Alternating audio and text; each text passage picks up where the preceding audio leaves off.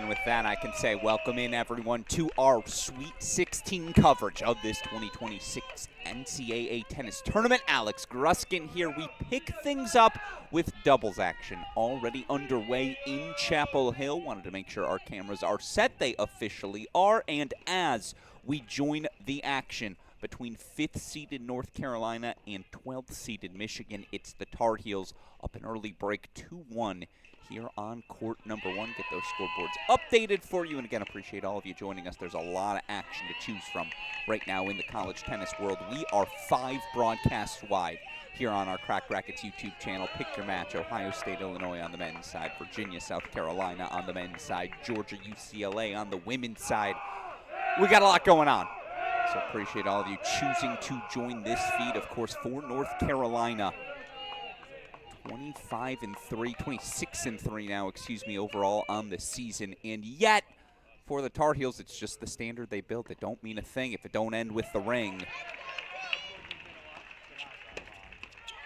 Of course, their opponents today, one of the most impressive opening weekend victories. Michigan 4-2 at home over Florida.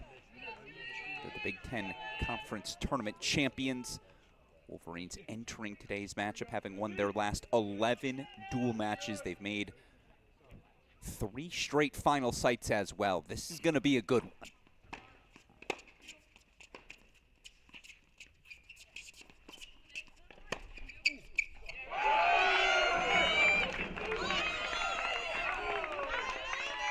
Thought she might tattoo the back of Lannis Hamilton there here at the #1 doubles position. Of course, last year's USTA Collegiate Wildcard champion, senior Reese Brantmeyer, her last match in Chapel Hill. You know she's got something special for us today.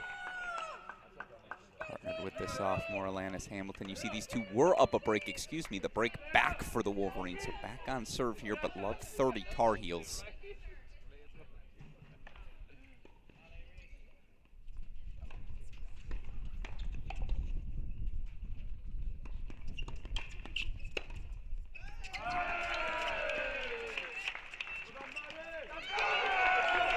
So the ball was actually called out.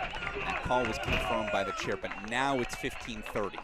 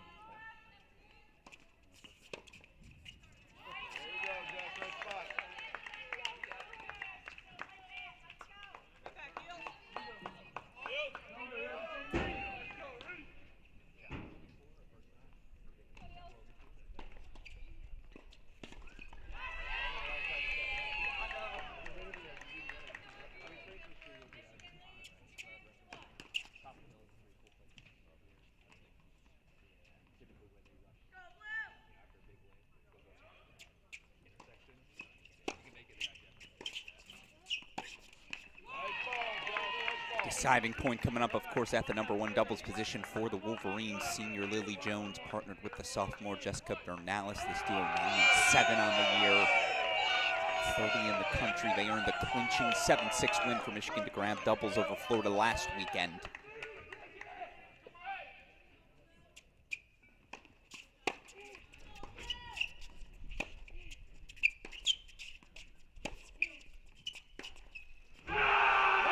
Bernalis takes a cut, but it's a break for the Tar Heels.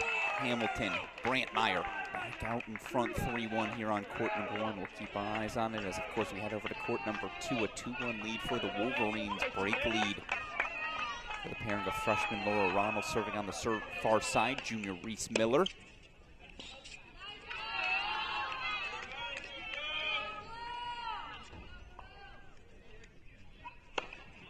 here on the near side for the Tar Heels. The junior transfer, Maddie Zampardo, with the sophomore, Susanna Maltby.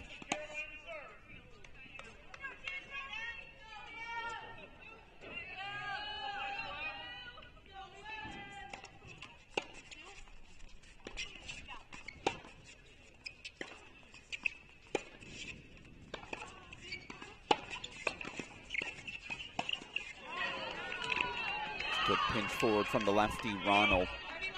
Of course, this duo of Miller and Ronald, 12-5 in dual match play. Zampardo, Maltby, 5-1 overall, but these two had pro success coming into this college season together. Certainly felt like the Tar Heels played some of their best doubles in their opening round, four love opening weekend victories, excuse me.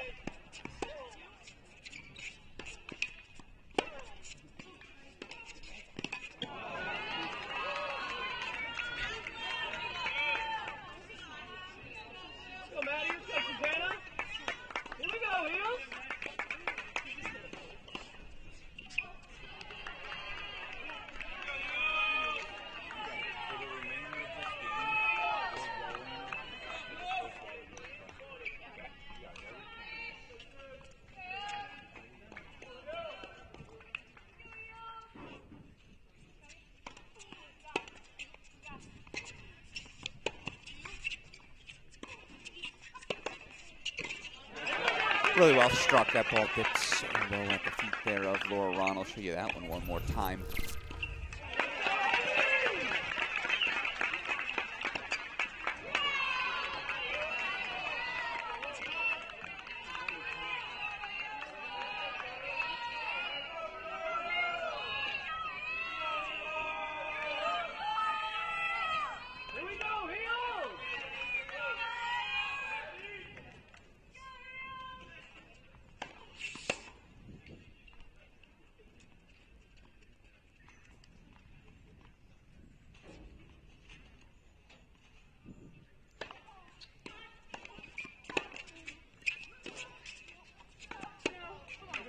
Pushed it a little long, so 40-30.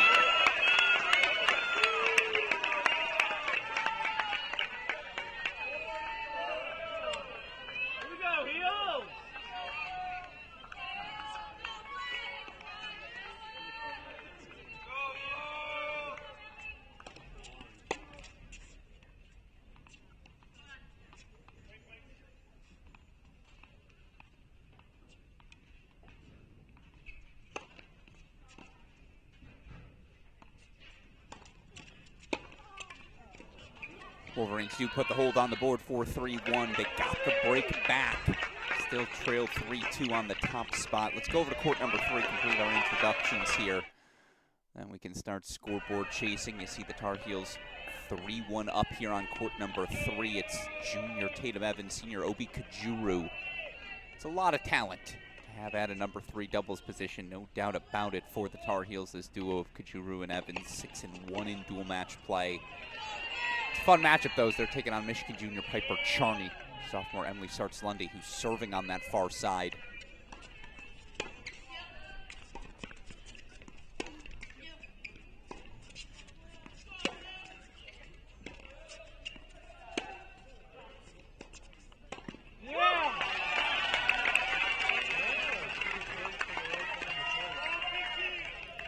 Lundy, Charney 14-6 overall in dual match play. They too earned a tie-break victory in that pivotal doubles point against Florida.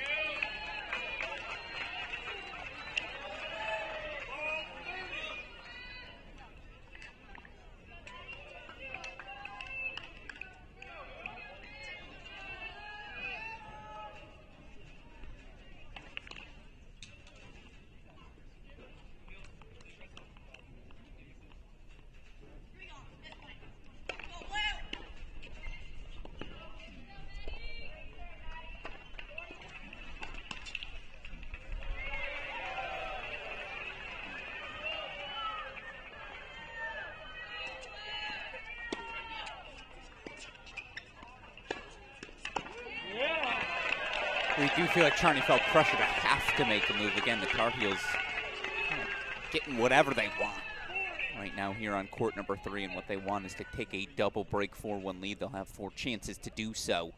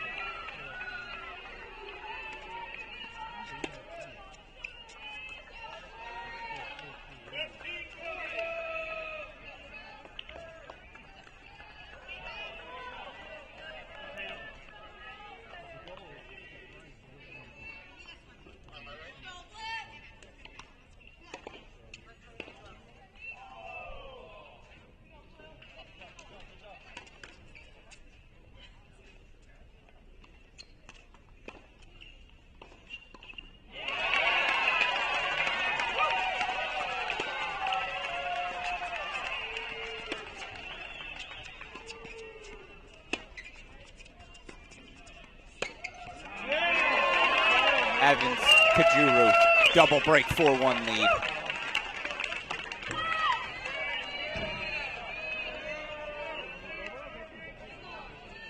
Take us over to court number 1. Tar Heels did get the break, and they find it 4-4-2, so back out in front they go.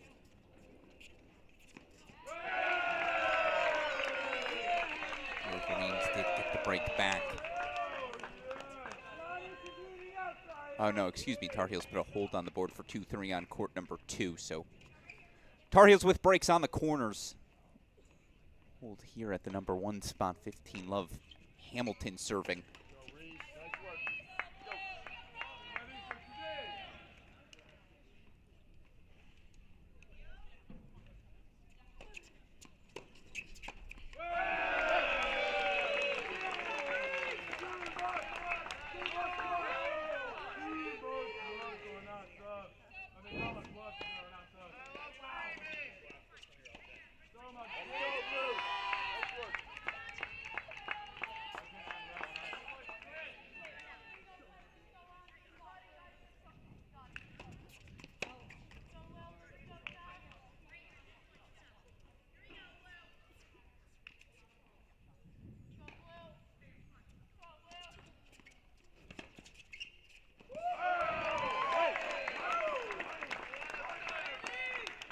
Felt very routine for the Tar Heels thus far. Just doesn't feel like, again, Wolverines able to find any way to pressure them. Who's owning the net right now? You do that, you typically own a doubles point. Game point chances for 5-2.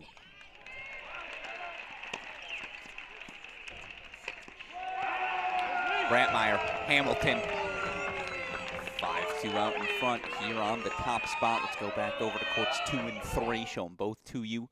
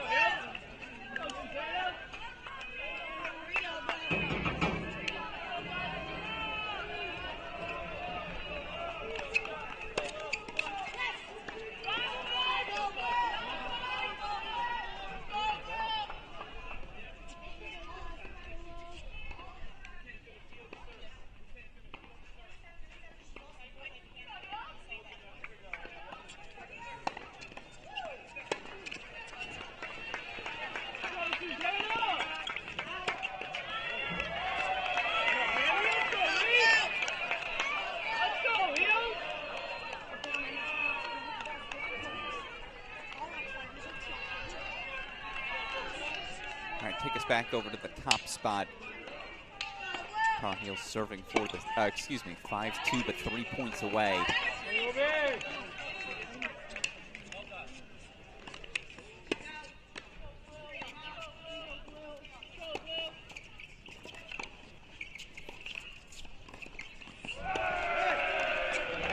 Tar Heels 2 points away.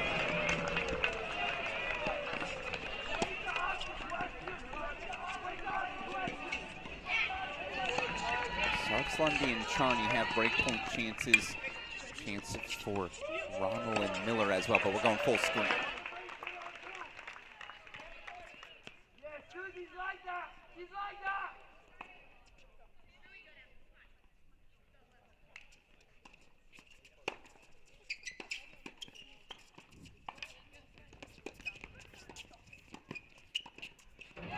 Well, these two are good. They are very good. Hands too fast. Bernalis forces wide. It's match points, Tar Heels.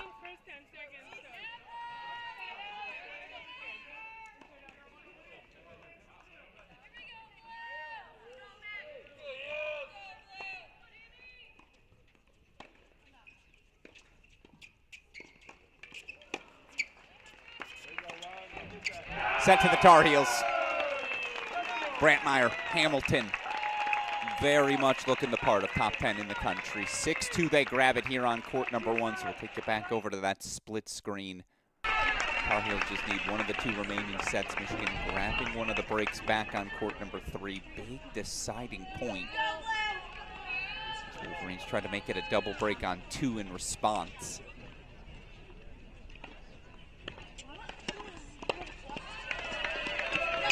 Tar Heels saying no thanks. Zampardo and Maltby holding for 3-4.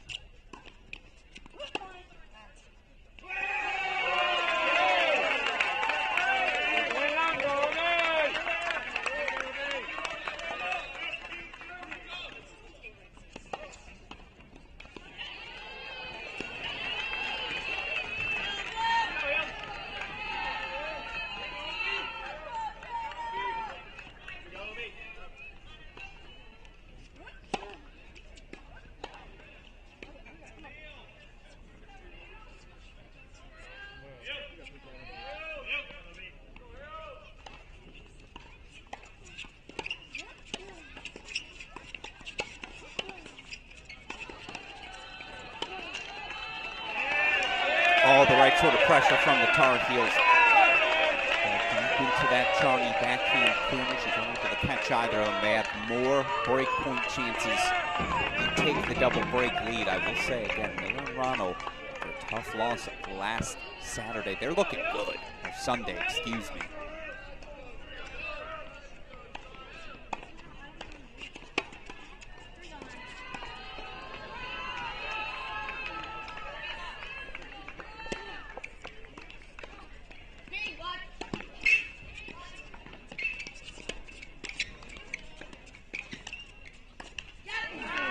Good defense from the Wolverines. Kind of free pickings, it feels like, for Kajiru Evans. Any ball they want to hit, it's there for them. Swinging volley into the net, though. 2 more breakpoint chances coming up as the Wolverines hold for 5-3 on court 2.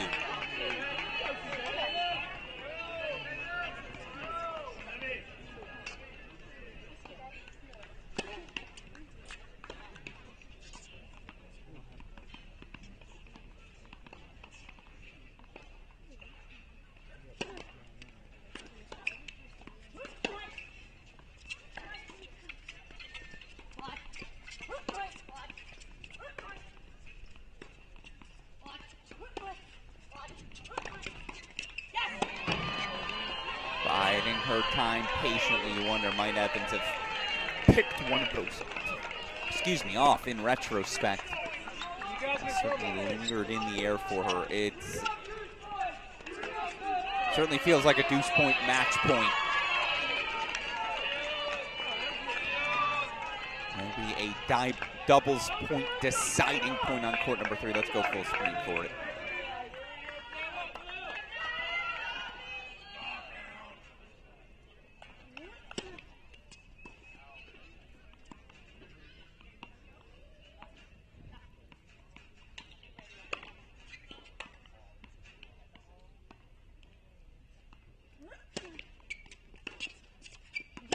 Yeah, missed it just long, so the Wolverines fight off a bunch of break points. They hold for 3-4. Can't call it momentum. Still down a break here on court number 3, but 2 straight games for Michigan certainly makes that one a fight as we head back over to court number 2.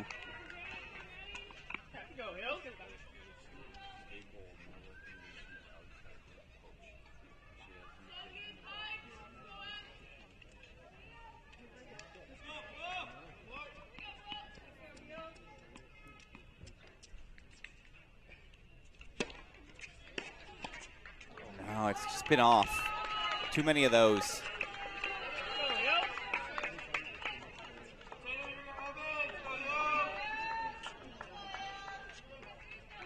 Michigan, all of a sudden, 4 match points. All of a sudden, a little momentum.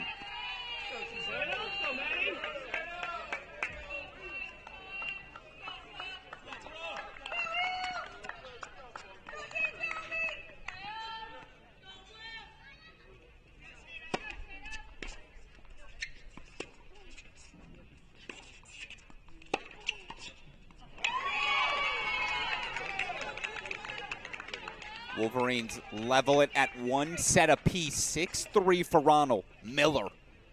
Nice response after they dropped the decision on Saturday, so it comes down to court number 3. Oh, Tatum Evans, the junior, serving. Tar Heels up a break 4-3.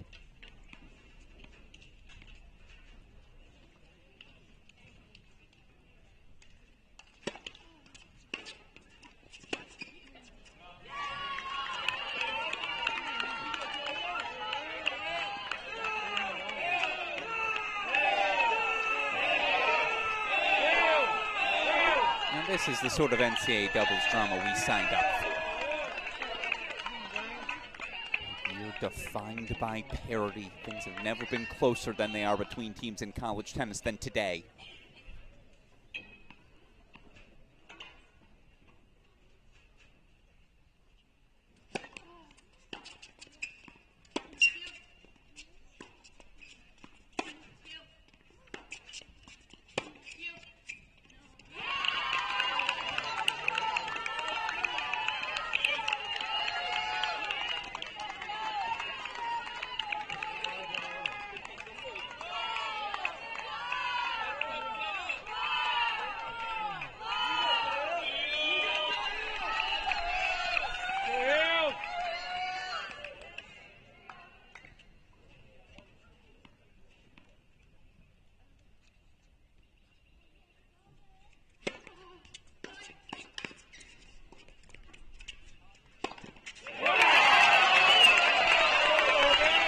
That's a little better. Off with some confidence.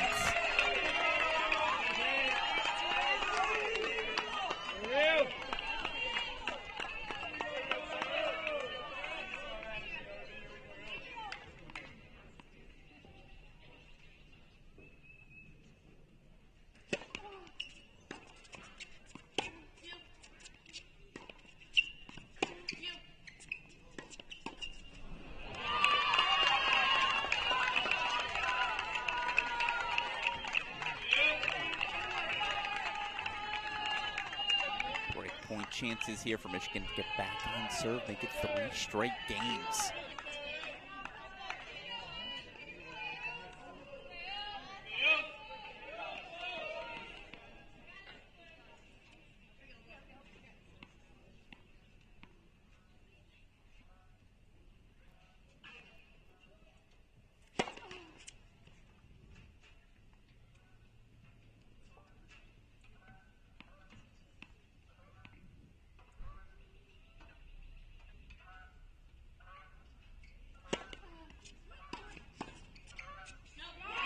plot twist.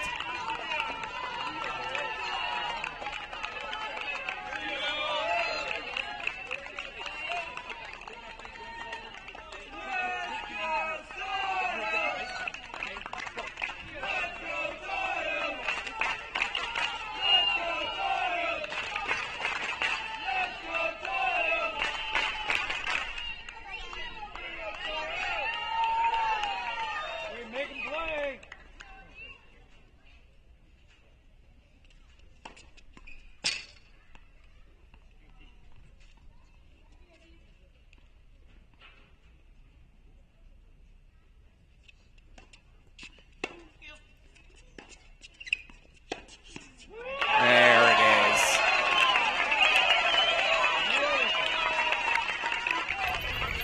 There's no doubt over these last 10 minutes, Michigan's going to want to asserting themselves at the net. You see Piper trying to get caught hand in the cookie jar there. Still, it's the right move.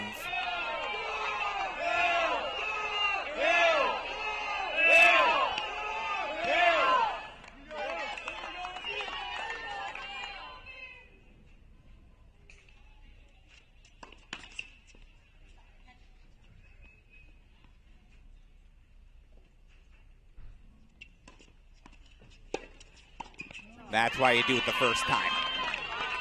It's to build the instinct.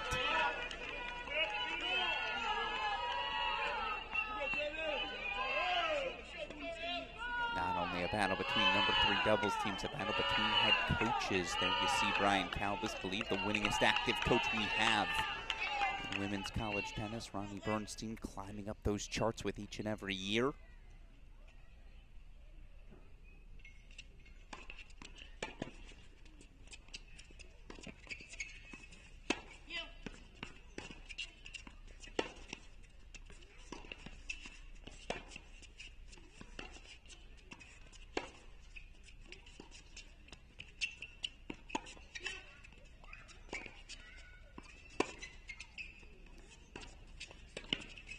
So well done.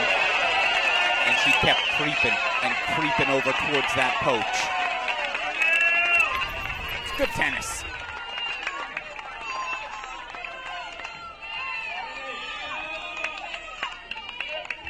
Pressure shining brightest.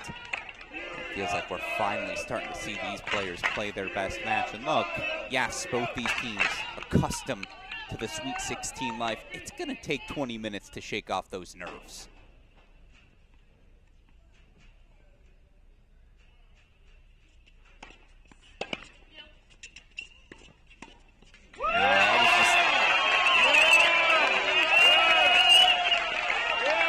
Too easy.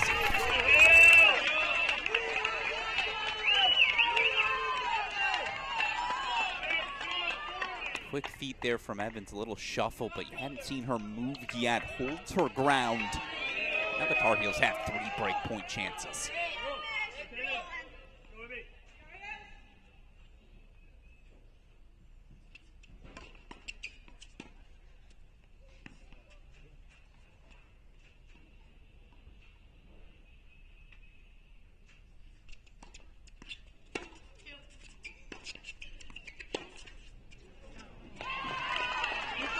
Been here before, though.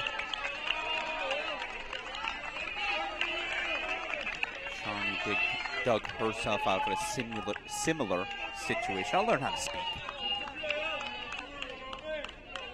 Her 2-4 service game. What's the sophomore Sarts Lundy got for us?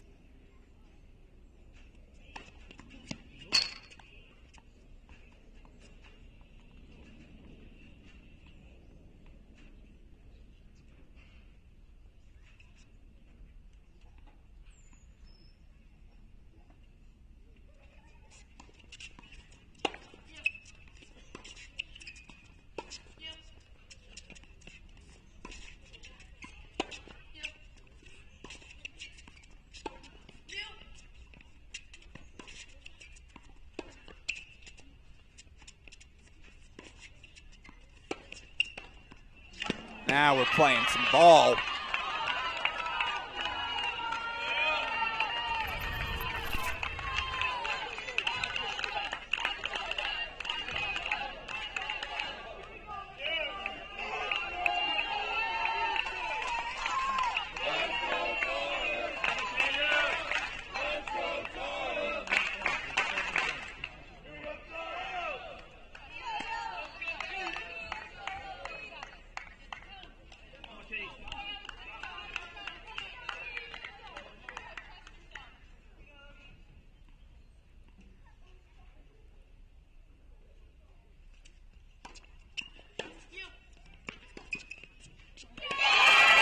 do break. Well, they just wanted to build the drama. 5-4 it will be senior Obi Kajuru serving for the doubles point. Again, appreciate all of you joining us for our coverage of this Sweet 16 round of play. You got a lot of good action right now spread out across the country on this changeover. I'll offer you a quick update. Here's some scores from across. You look over in Columbus, the Buckeyes, 1-love lead on Illinois. Tightly contested doubles point going the way of Ohio State. Wake Forest comfortable and grabbing a doubles point over the UCF men. You've also got Virginia. Wow. Something they haven't done much of late. They grab a doubles point. 1-love, they lead South Carolina on the women's side. How about USC? They grab the doubles point. Texas A&M responding with 4 first sets. That's a war. Currently 2-1 lead for A&M.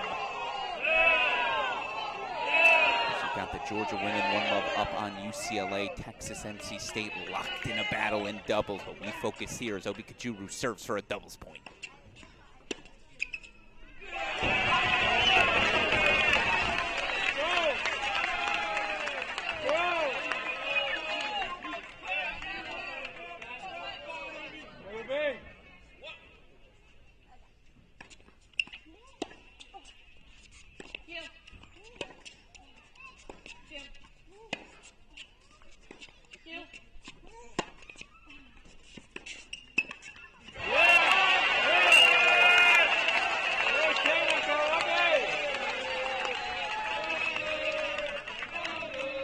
Low middle always solves the riddle again. Johnny wasn't quite committing to that, getting forward, hesitated just a split second. Ball gets at her feet accordingly. Now they've got 4 match points.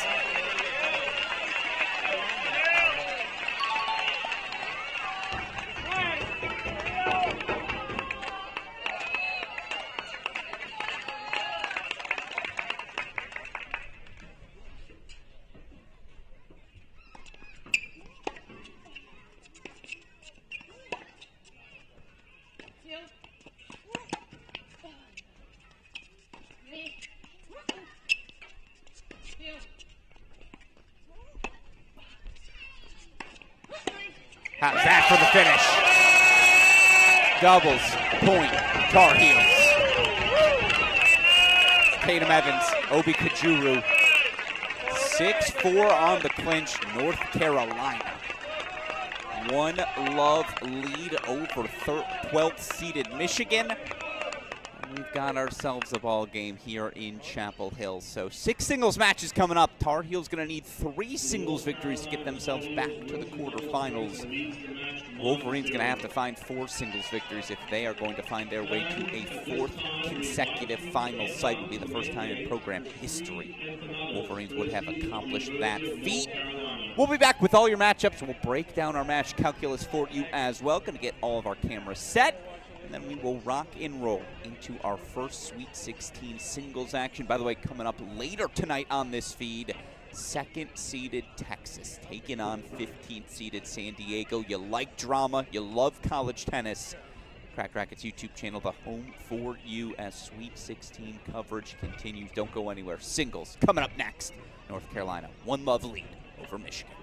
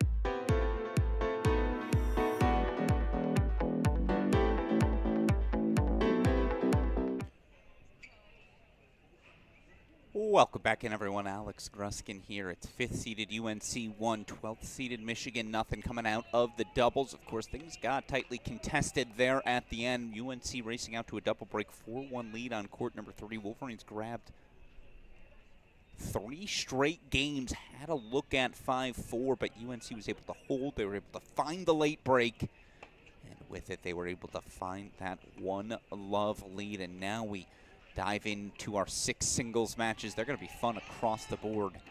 A lot of ranked player matchups within this one. Of course, there are. Again, you look for this Tar Heel team. It's crazy that with the standard they've set for themselves, 26-3 is considered a substandard season. Obviously, the team in the quarterfinals loses Alanis Hamilton to injury. To find themselves throughout the course of the ACC regular season. They had a doubles point and 4 first sets in Charlottesville before Virginia was able to flip that result. And the Tar Heels, their lone ACC regular season loss, of course, knocked out in dramatic fashion by NC State 4-2 in the ACC tournament. It's just very rare Tar Heels end the season without some sort of trophy being put in the case. Now, they did bring one home as Reese Brantmeyer, of course, the senior number 2 player in the country, your 2025 NCAA singles champion.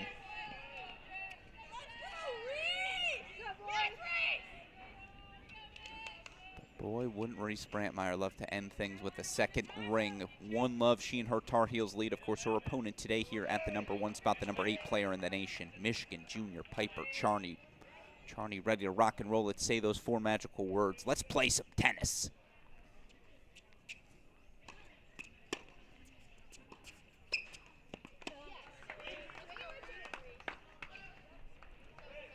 You look at the numbers for these two. Brantmeyer 16-2 in dual match play. Charney 12-8.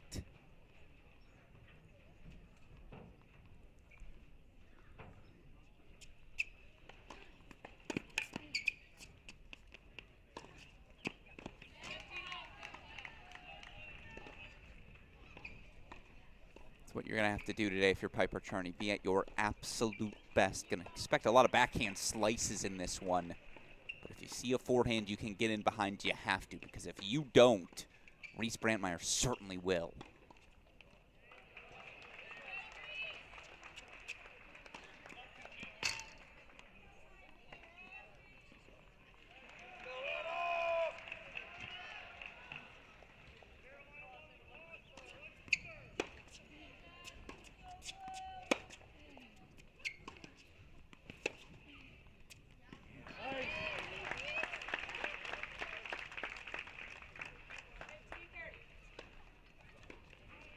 Mention all the dramatic doubles points. NC State, number 8 overall women's seed, ACC tournament champions on our Crack Racquets YouTube channel. They were down a set, and they were down 5-2 at the number 2 doubles position. It is now 5-all, 30-all.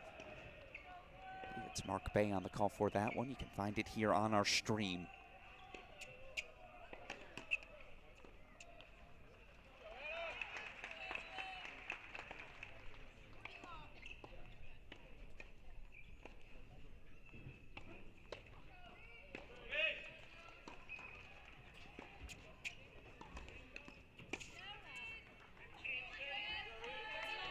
Serve she has to hit.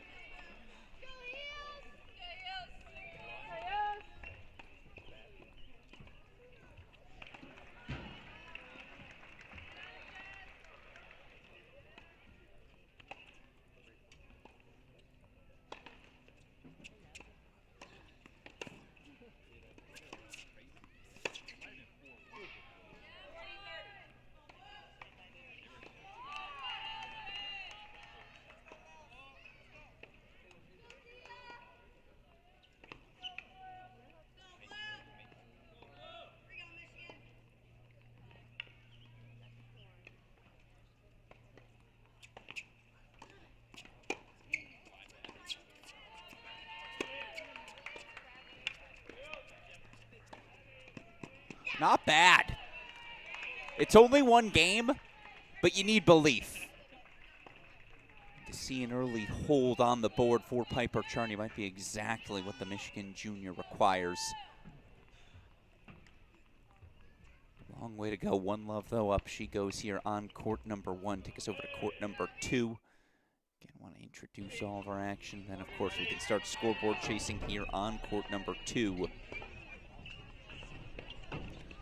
Michigan senior Lily Jones taking on North Carolina senior Obi Kajuru.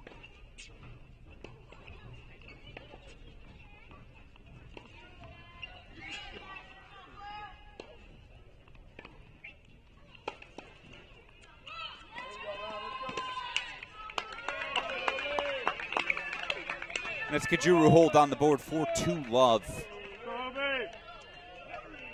You do the match calculus in your head. I mean, for a Carolina team that's got ranked players just about everywhere, they feel like they can beat you at all 6 spots. Certainly for Michigan, they feel like of these top 2, whomever's 2, Charney, Lily Jones, I feel like that's a spot they should have in every match.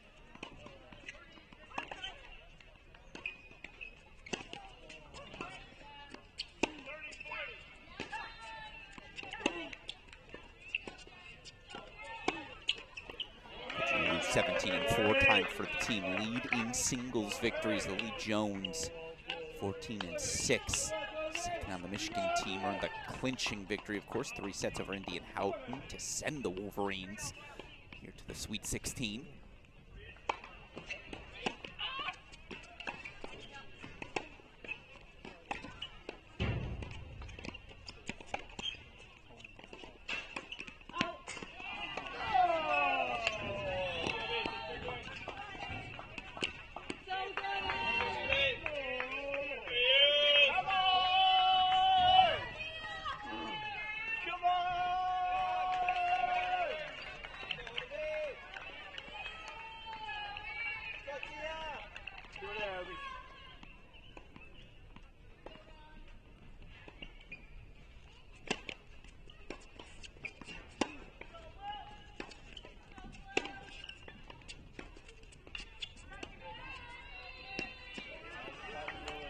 Drop shot experts. First Charney, now Jones.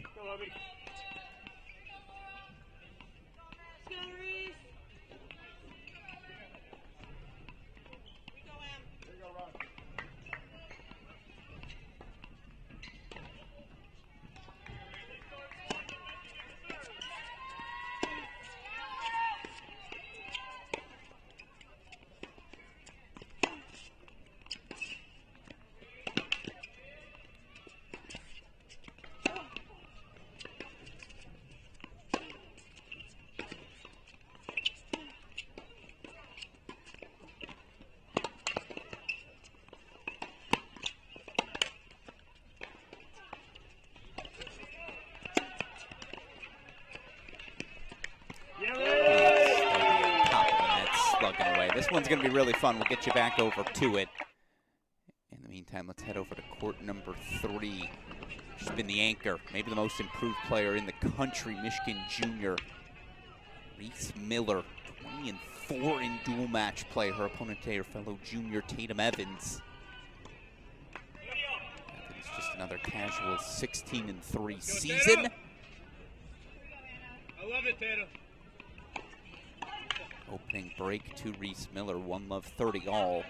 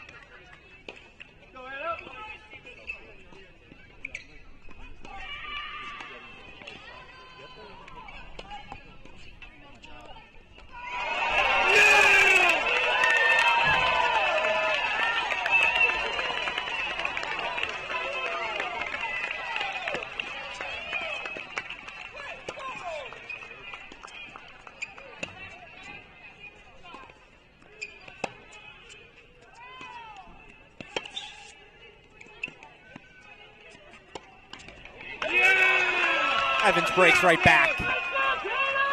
It's just going to be good action everywhere. This is what you expect in a Sweet 16. Get us back over to this one in a little bit. It's very much not 5-1. It is very much 1-all. Here we go. You'll see our scoreboard update as I take us over court number 4, show you these back half lineup matches. They're all going to be very fun. This one just has, again, war written all over it here at the number 4 spot. A spot Tar Heels have been shockingly vulnerable in this season.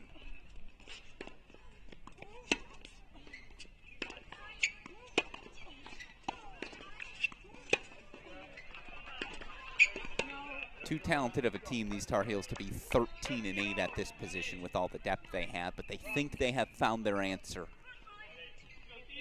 Maddie Zampardo 2-0 now up to the number 4 position, obviously transferring in from NC State, eligible about midway through the season. She has found her footing. She's taken on Michigan's anchor, and I just don't think there's any world again where Michigan's advancing to the final site without a win from sophomore Emily Sarts-Lundy today.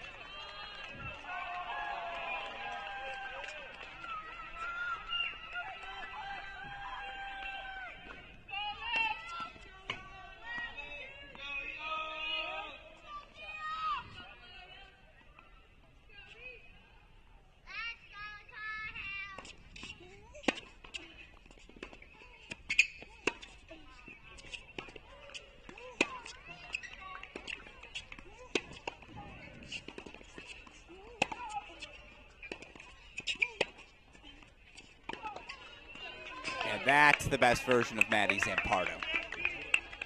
Stepping into the ball with authority. By the way, Texas grabs doubles against NC State, so the 9th seeded Longhorn women. They'll take a 1-love lead into singles. Just about all of our 5 o'clock doubles points now in the books. A bunch of 6 o'clock matches about to get underway.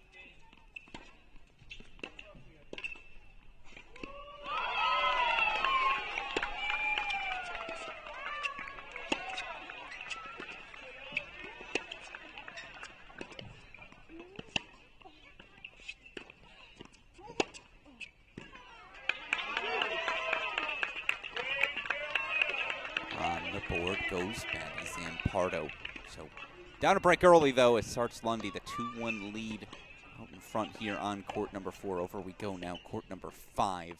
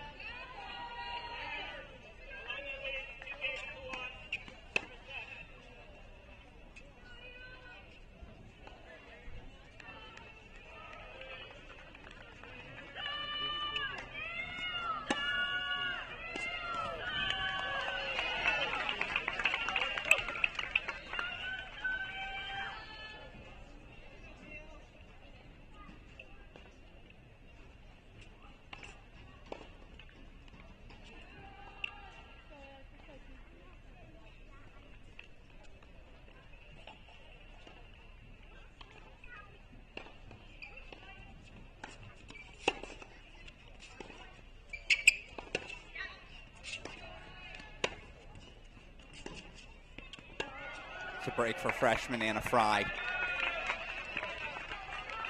One out in front goes the freshman. She's been excellent.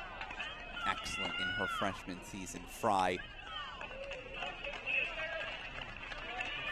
15-4 overall in dual match play. Her opponent, sophomore Jessica Bernalis, 9-7, but earned a massive victory last weekend over the Florida Gators. By the way, Sarts-Lundy 14-4, Zampardo 10-0 in dual match play. That was your matchup on 4. 3-1 here on 5. Last but certainly not least, we head over to court number 6. They're going to need some time to litigate this battle. Feels like if this court 6 matchup wraps, be a 4-3 scoreline one way or the other. 1-30 all here as freshman Laura Ronald of Michigan serves against junior Thea Rabman.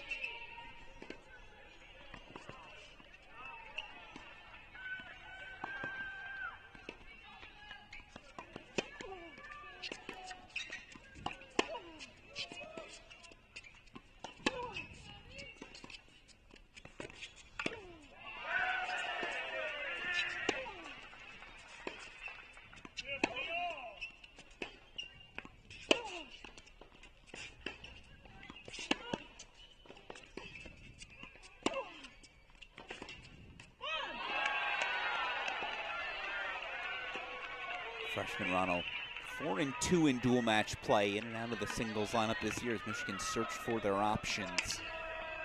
Also has some teammates who moved to the finish line a little bit quicker than her. Of course, for Rabman, tied for the team lead, 17 dual match victories. Her and Kajuru, identical 17-4 resumes.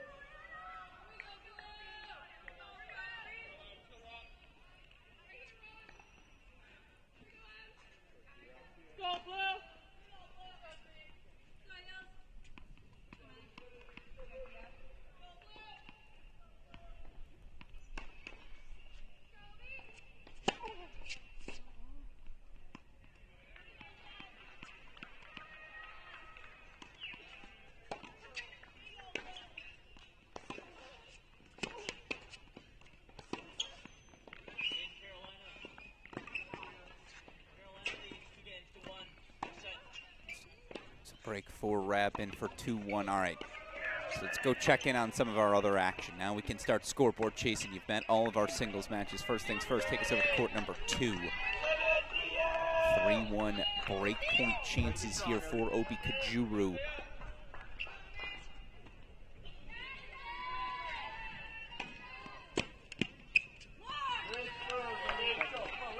First break point fought off by Lily Jones, 30-40 here.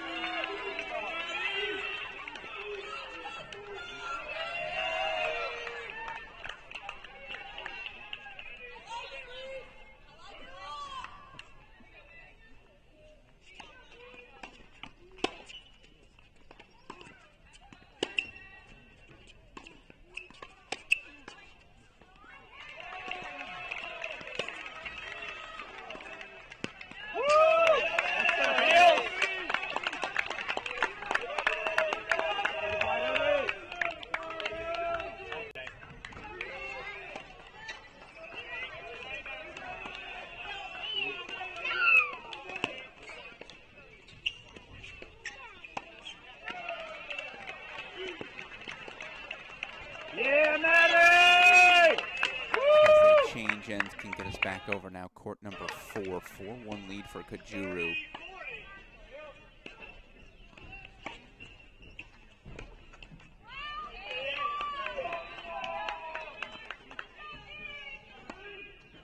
Break point chances back here for Maddie Zampardo.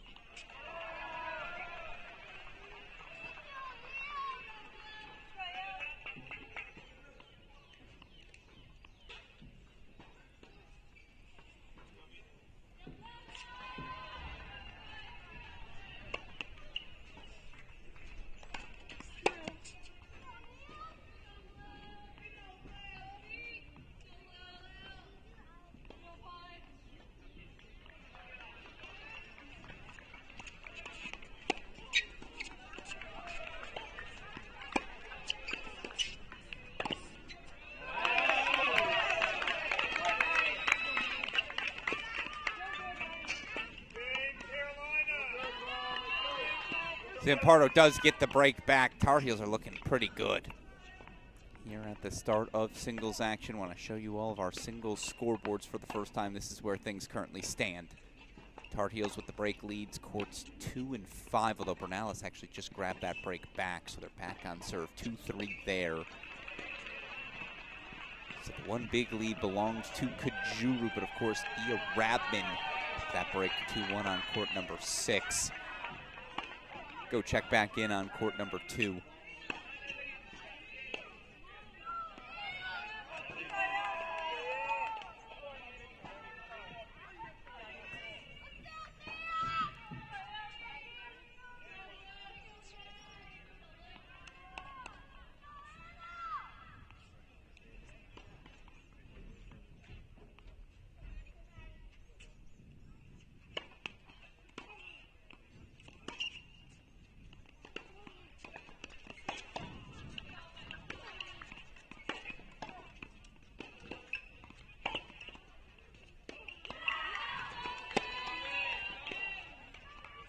We are going to go back over to court number 2, where again, 4-1 lead here for Obi Kajuru.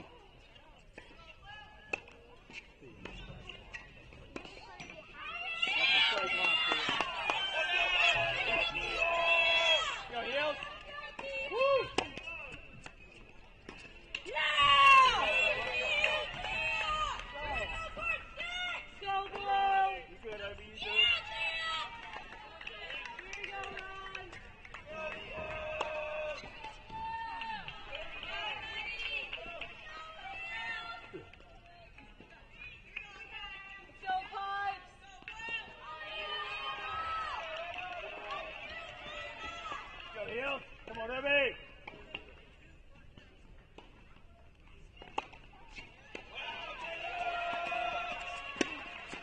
Yeah, Abby!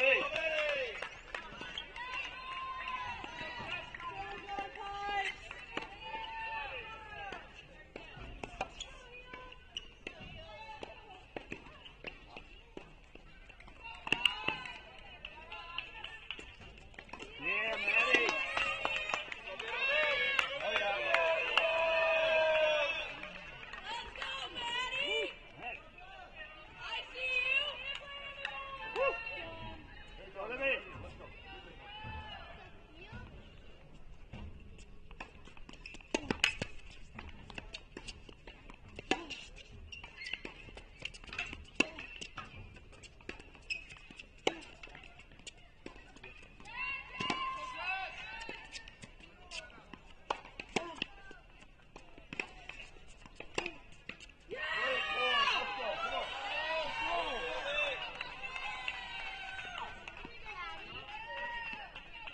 Go, Blue! So good, Clark! You alright? You up, Bobby?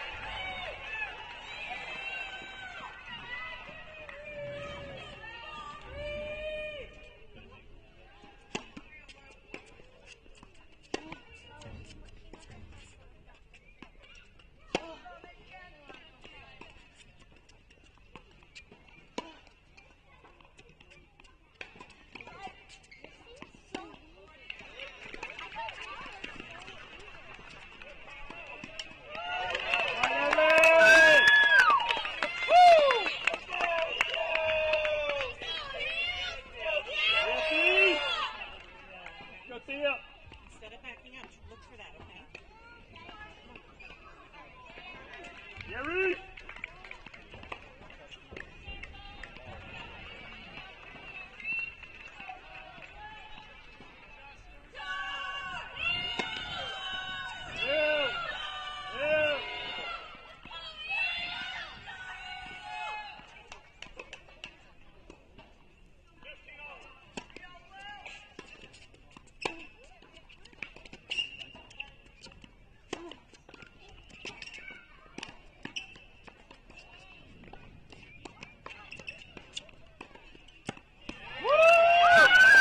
Breakpoint chances for 5-2 Kajuru.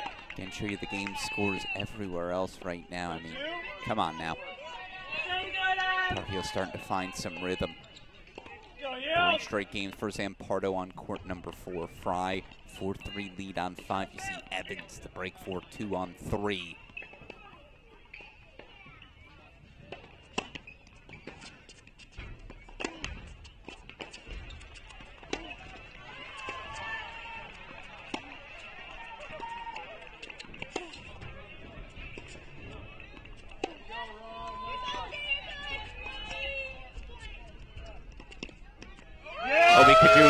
Finds another break, and with it, 5-2, she will serve for the opening set. Definitive from the Carolina senior. I'm gonna head back over to court number 6. Yeah, 3-1 lead here for Thea Rabman.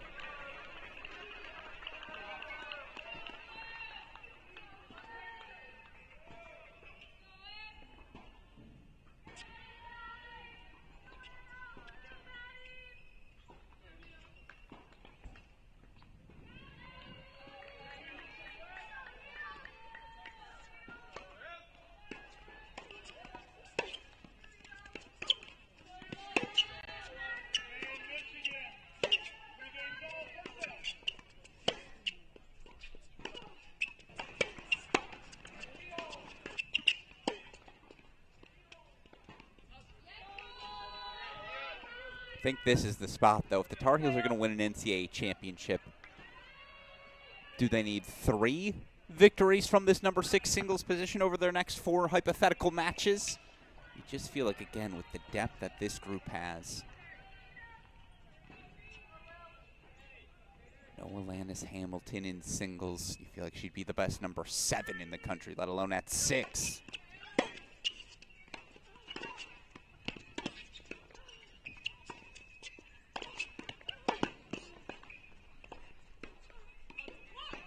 Good push forward from Ronald. She's got game point chances.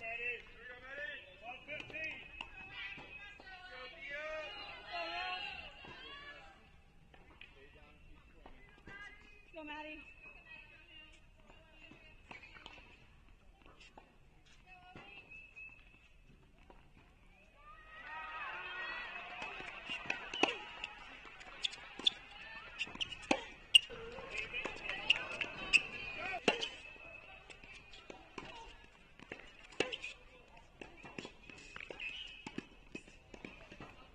Sends the volley long, so Ronald holds 4-2-3. Still, it's Thea Rabman, the break lead for the UNC junior here on court number 6. So let's take us back over courts 2 and 3. Caught him on a change of ends. I think Miller narrowed the deficit to 4-3. In which case, back over we go. Full screen here. Obi Kajuru serving for the opening set. 5-2, 30 love.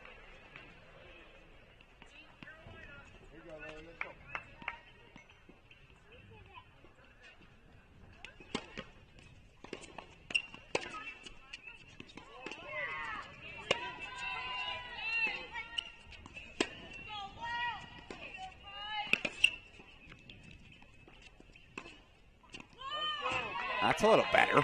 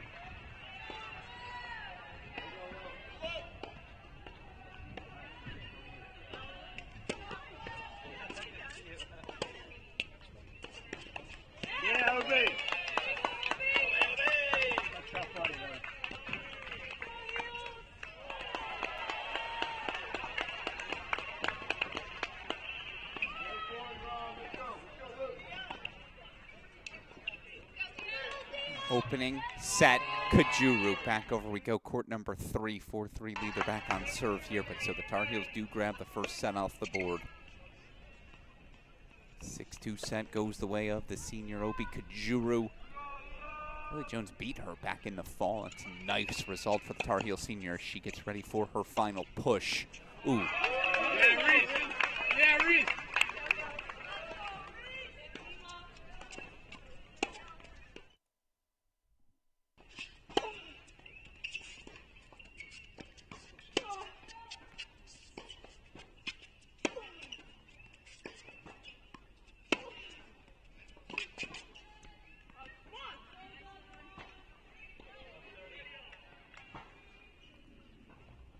Racing over to court number 5. Set point chances here for Anna Fry.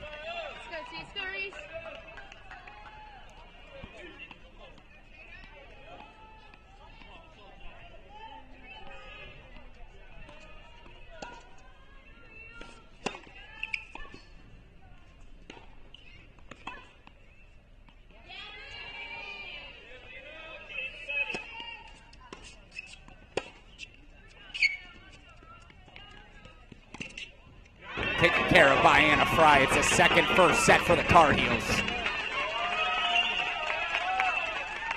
Starting to slowly but surely round into championship form. 6-3, Fry grabs it, the freshman.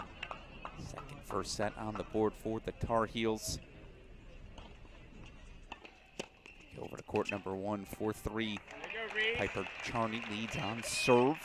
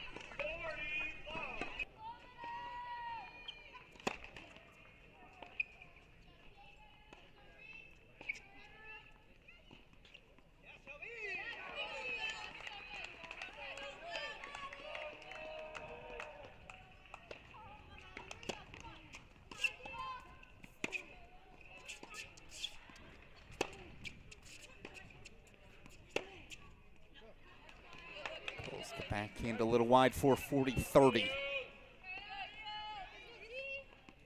Again, show you crunch time in a couple of first sets.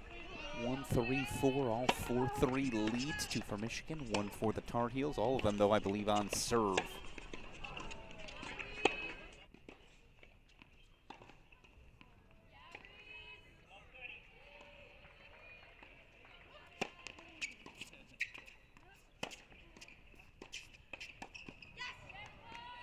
All of a sudden, a deciding point coming up.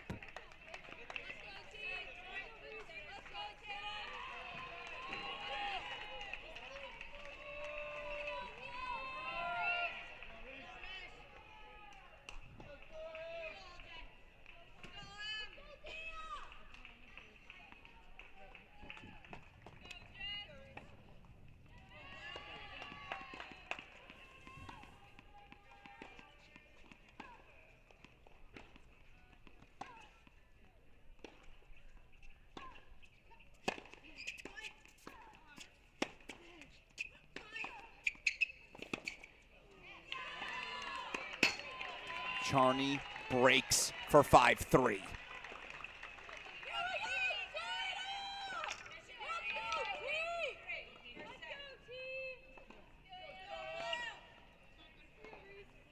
Starts Lundy, by the way, breaking for 5-3 as well. Ronald back on serve on 6. It's a little bit of a Michigan push. So we're going to show you these. Excuse me. There we go. Zampardo serving to stay alive now on court number 4.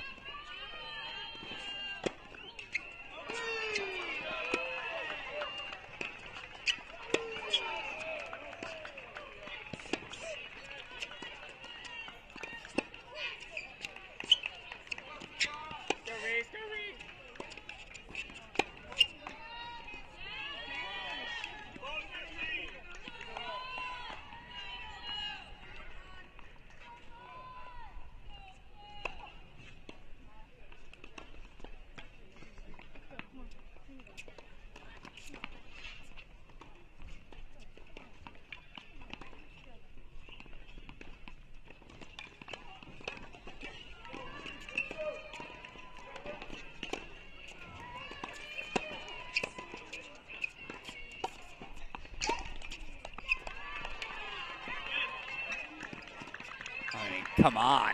Heat check moment for Piper Charney. It's all working.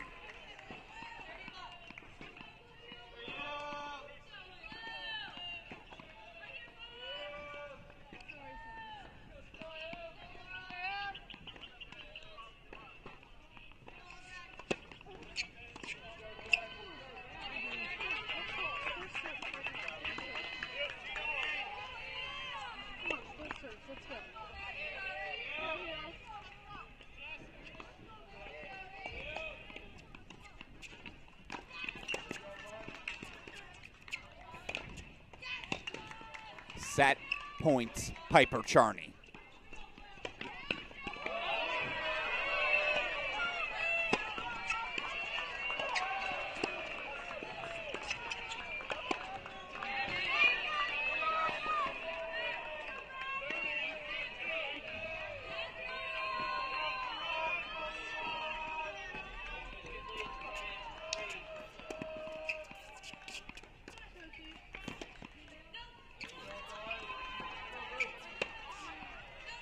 Wolverines on the board.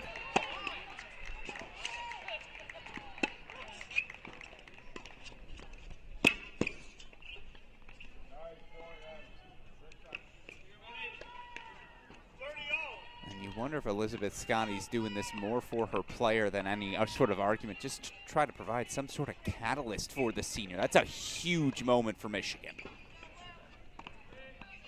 Charney grabs the set. We'll take us over full screen here. Court number 4. Show you our 3 remaining, first sets. 30 all now. Zampardo serving.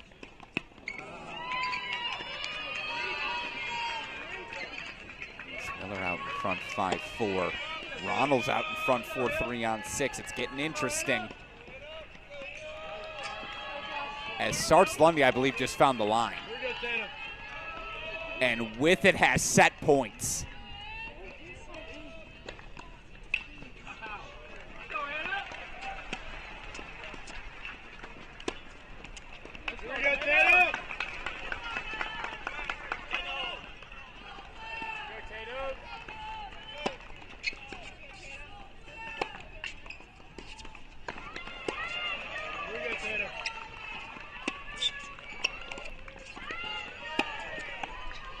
First set, Wolverines. Emily Sarts Lundy. 6-3 on court number 4. So just like that, 2 first sets apiece. It starts to get real interesting now as we take us over. Get us back to 6 in a moment, but let's go full screen here to court 3. Reese Miller serving for a third first set here for the Wolverines. 15-30 though. Evans will look right back.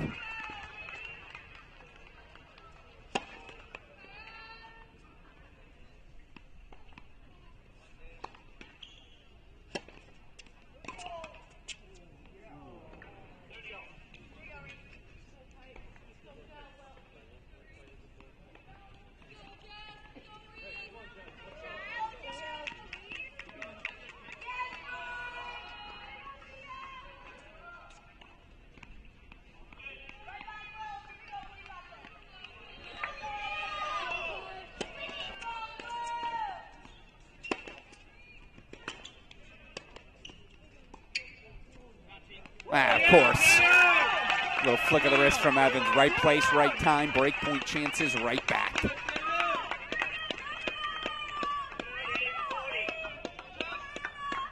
First 2 teams officially through to your NCAA quarterfinals. The winner of this one will face 4th-seeded Texas A&M 5-1. Double clinch. They knock out USC.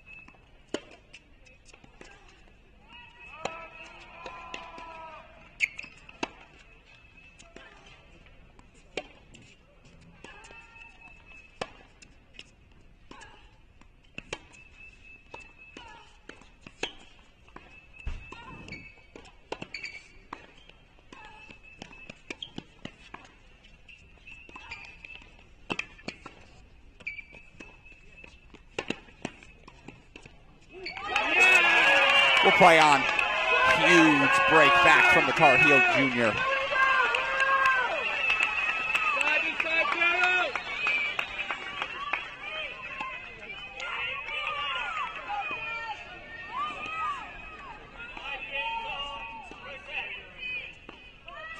Back again, Santa.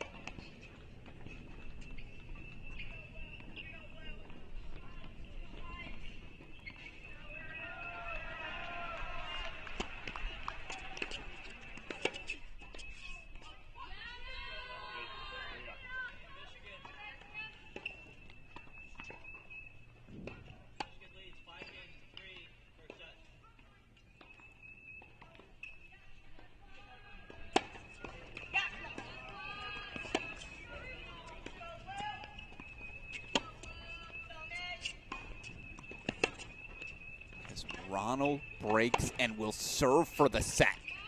So you know what, I lied. We're going full screen here to 6. Great job, Tina. Here we go,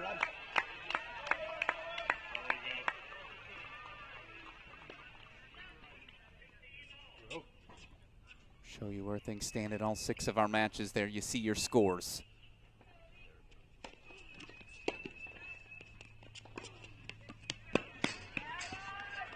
Ronald a 15-all. This is serving for a 3rd Michigan first set. Remember, Miller served for a 4th first set, or a 3rd first set already, excuse me. You know what, I will get us back to the split screen there.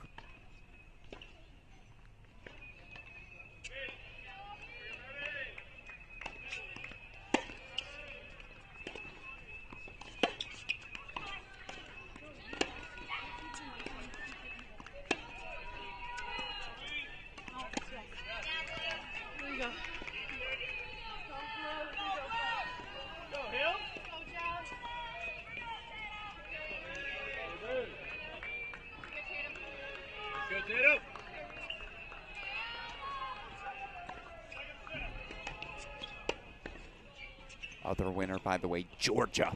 They're going to get the chance to defend their title on their home courts. 4-1, they knock out UCLA. So again, the last 2 years of finalists, A&M, Georgia, back to another final site. Who's going to join them? Wow. Air nails the forehand.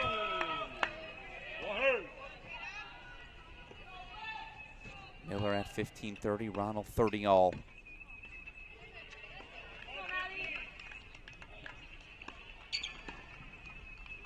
6-2, 3-love lead for Kajuru. I will get us back to it shortly.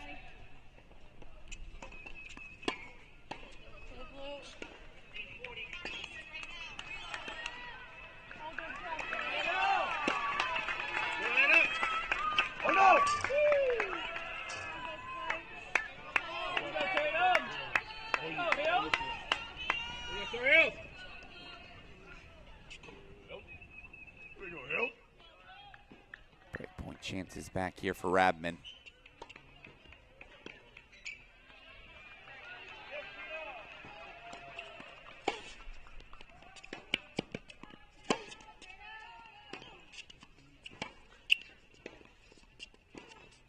Wow, Robin! Wow!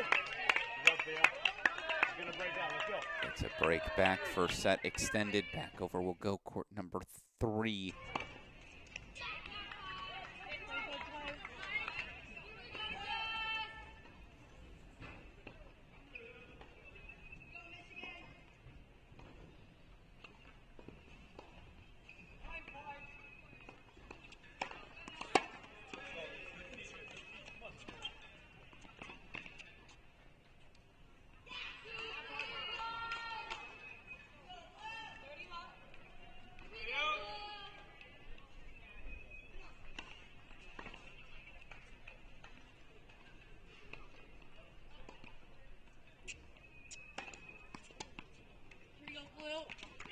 It's a double fault off the racket of Evans, so they keep trading breaks. He knew this one would be more about the ground strokes than the serves.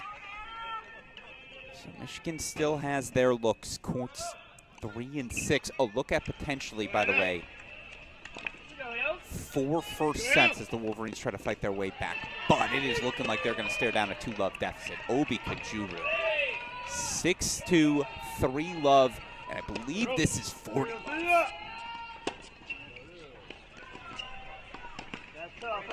Yeah, if they get this version of Obi, there is no limit to the Tar Heels ceiling.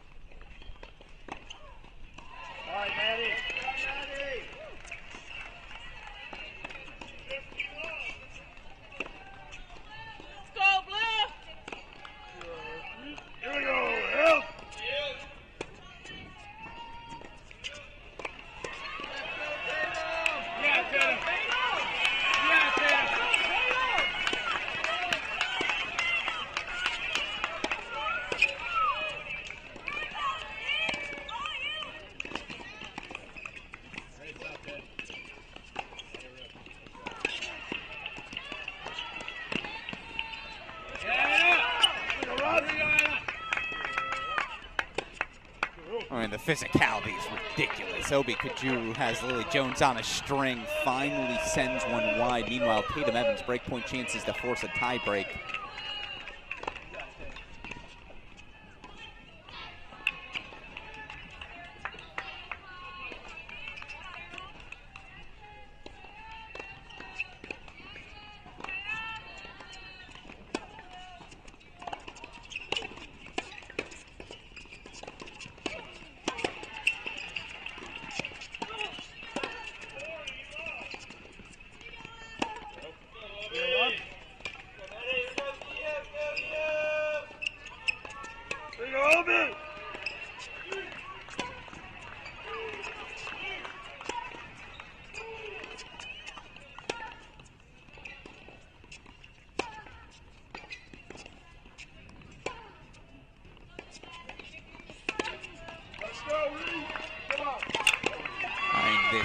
Reese Miller. This is why she's the team leader in victories.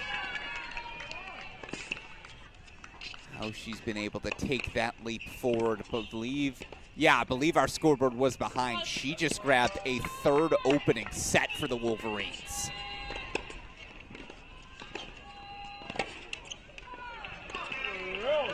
Seven, 5, so that's 3 for Michigan. Now Kajuru, I believe, has game point chances 4-5 love. Let's go over to Thea Radman. A pivotal service game coming up. By the way, Charney's got a set in 2 love. Top 10 battle on number 1 right now, leaning the way of the Wolverines.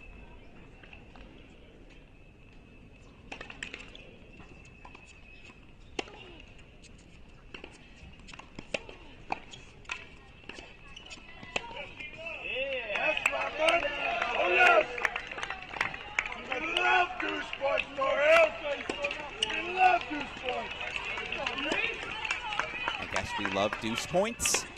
Deciding point, set point for a 4th first set for Michigan. Yeah, baby.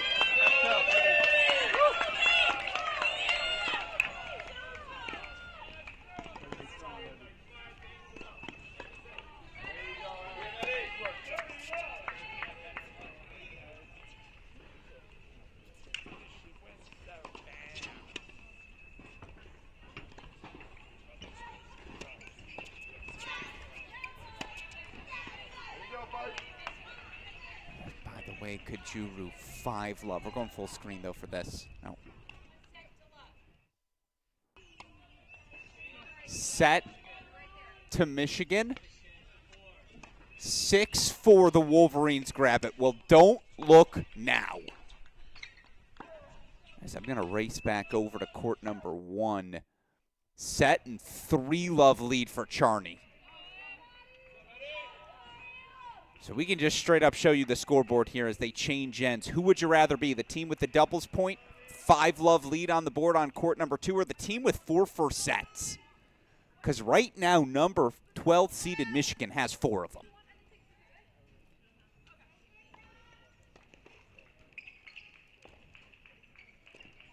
Tar Heels going to need at least 1 deciding set if they're going to find a way to survive here in Chapel Hill today. Just stunning. As, by the way, Bernalis now 4-1 lead on court number 5. Looks like Michigan's going to force a third to extend their path. You just have to believe Reese Brantmeyer's got another gear left, right? Leave her on our screen. Take you over. Kajuru serving for 2 love Tar Heels. In fact, you know what? Actually, I lied. Not sure how much longer we're going to have with that one, so that one's going full screen.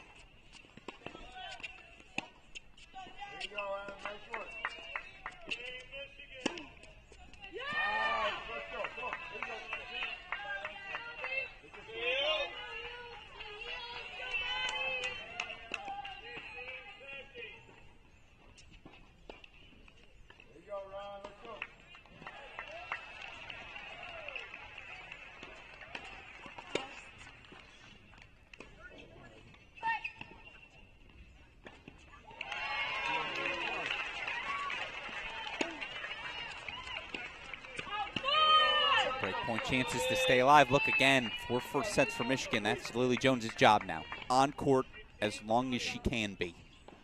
If you're Obi Kajuru, you got to put this point on the board. Got to remind your team, hey, we're still up 2 love.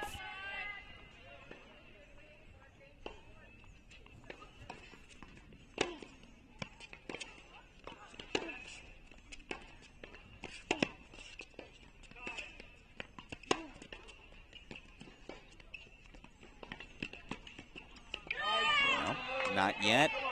Jones finds the break, and with it, 5-1.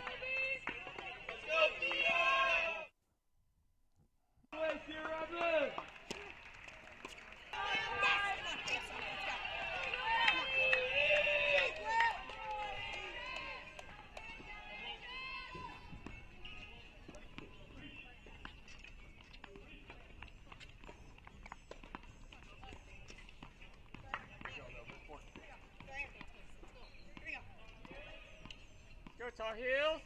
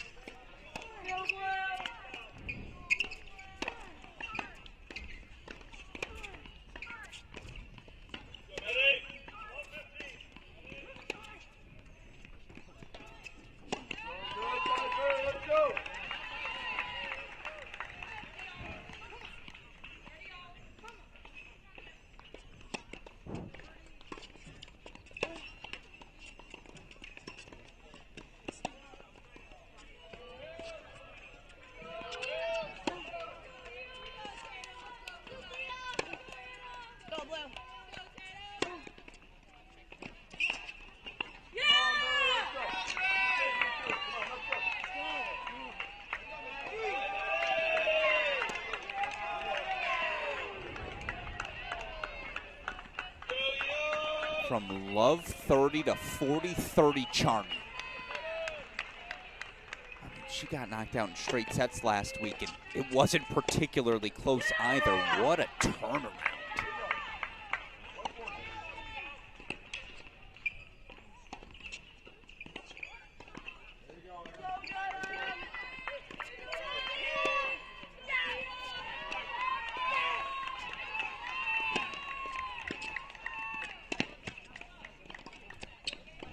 Only one word to use, out of sorts. Just again, emotions of the moment. So much accomplished in Chapel Hill for Reese Brantmeyer. Can she summon magic one more time, or can Piper Charney deliver the lead, deliver a point for the Wolverines? Meanwhile, Bernalis is trying to force a third of her own. She's got set points.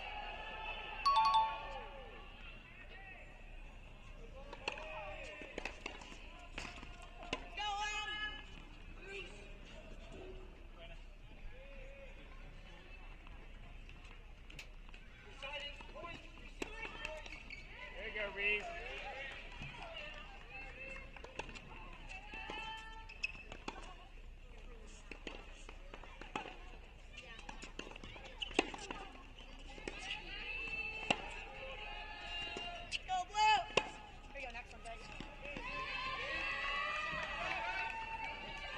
6-1 set to Bernalis. Michigan's on the charge.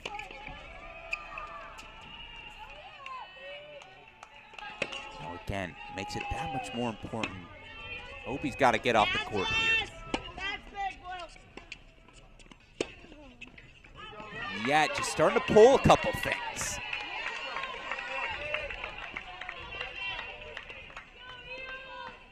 Setting 3-1 for Sarts Lundy on 4.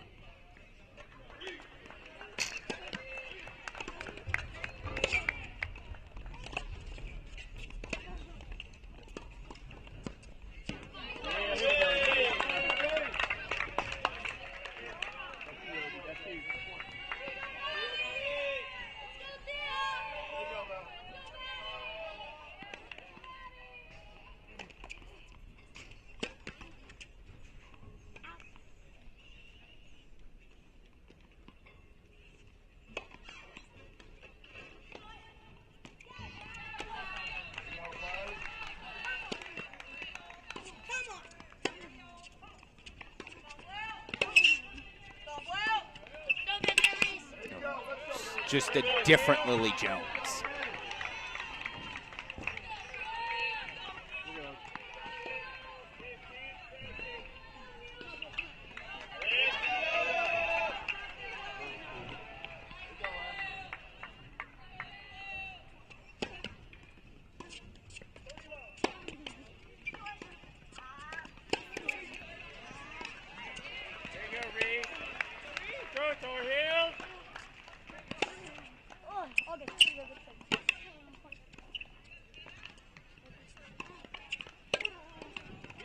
Well, she just decided to start swinging.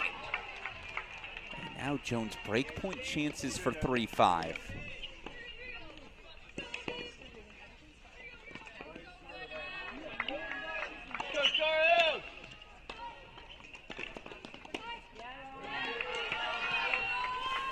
As Brantmeyer's backhand goes long.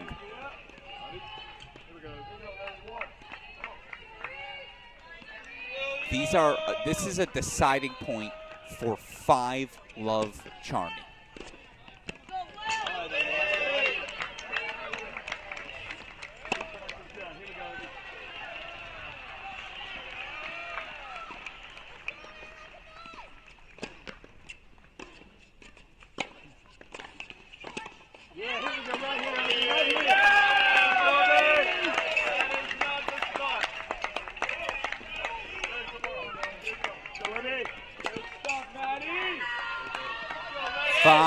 Love Charney.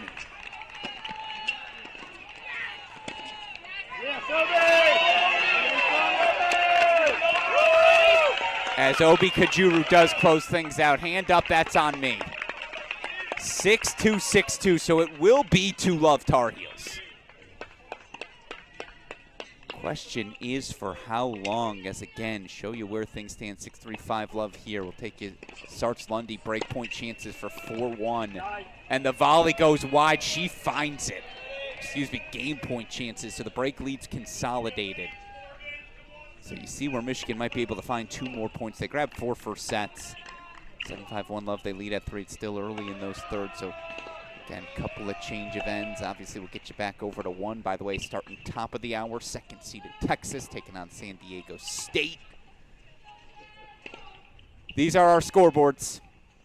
You almost have to see it to believe it. Again, the doubles point going the way of Tar Heels. They gut out that win at number 3 doubles. They were leading, though, the whole time. Midway through the first sets, it actually looked like the Tar Heels had a bunch of early breaks, but then Michigan started their push for about an hour straight. I mean, they've dominated the second hour. Chance for Piper Charney to earn the win of the season. Serving for it, 6-3, 5-love.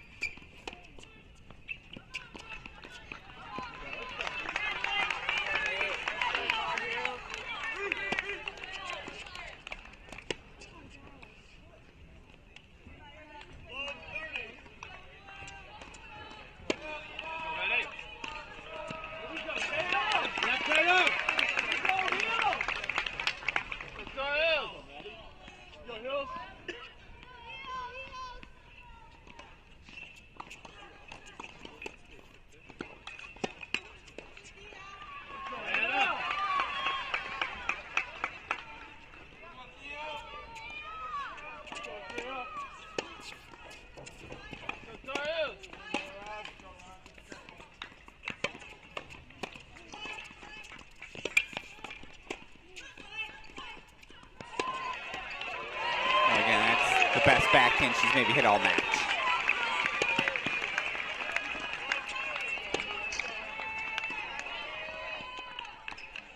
Pardo in some trouble. Love 40 for Reese Miller. Excuse me, for Sarge Lundy.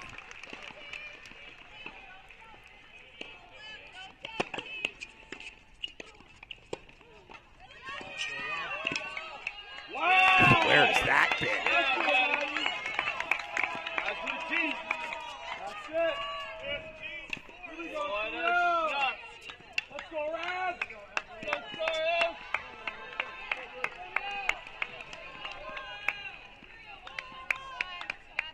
Let's go, Reese. Go, Tar Heels.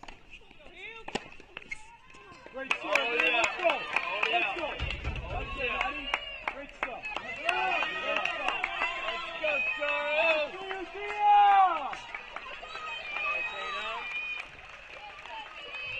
Here we go, Tatum.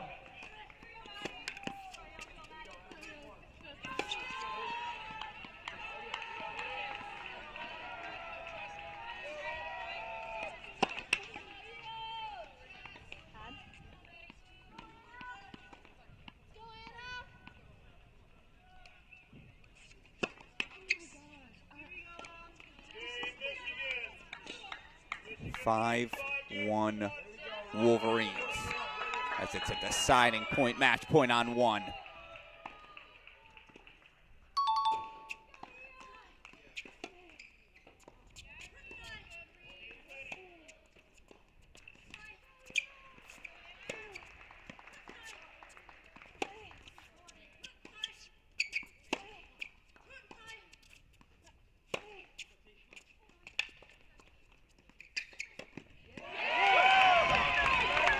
Not yet.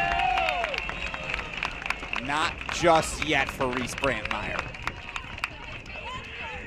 Time in Chapel Hill will stay alive a little longer as we go back to that split screen, though. Again, chance for the Wolverines to level things 2 apiece. As, by the way, of course, starting here top of the hour. Yes, Texas, San Diego. We'll get you to it, I promise.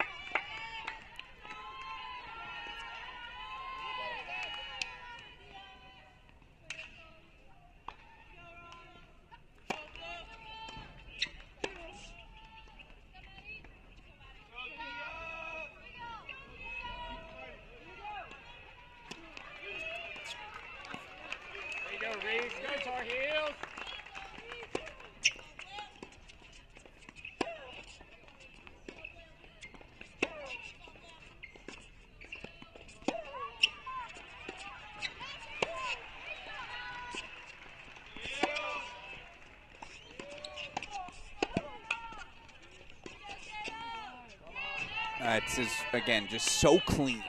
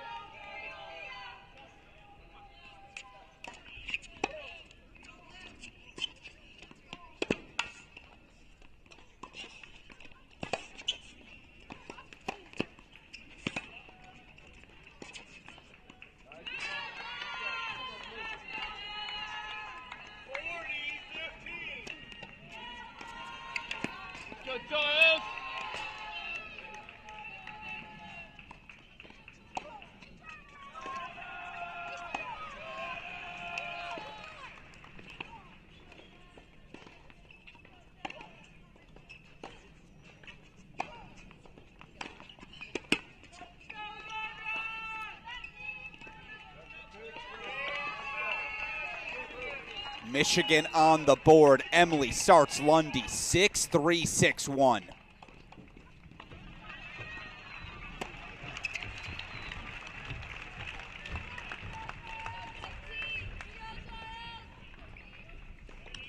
Impressive stuff from the sophomore, so they're on the board as Brantmeyer serves to stay alive. Take us over the action, getting underway in Texas.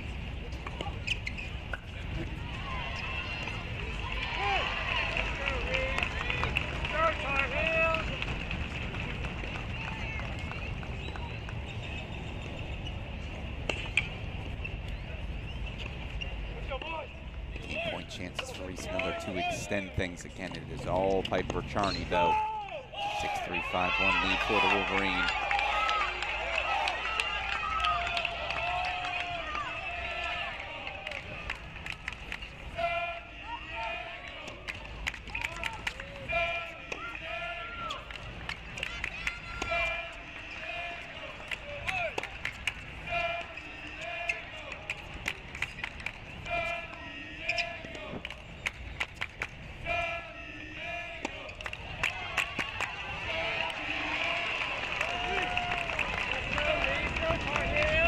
Reese Brantmeyer stays alive. As you start to hear the action getting underway, second-seeded Texas taking on 15th-seeded San Diego. San Diego, their first ever Sweet 16 as a program. What a massive moment for Coach Keckley and the gang. Massive moment for the Tar Heels right now, happening on court number 5. Third set was forced by Jessica Bernalis. Going to take us over there is Anna Fry. 3-love third set lead.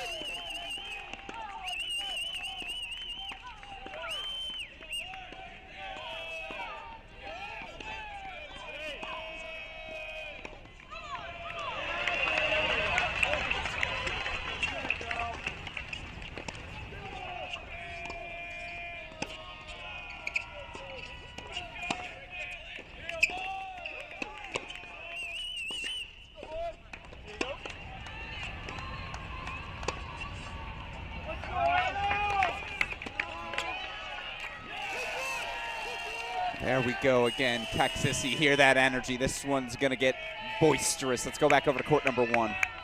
Piper Charney once again serving for 30-love here for the Wolverines. And make it 40-love. More match points coming up for Charney.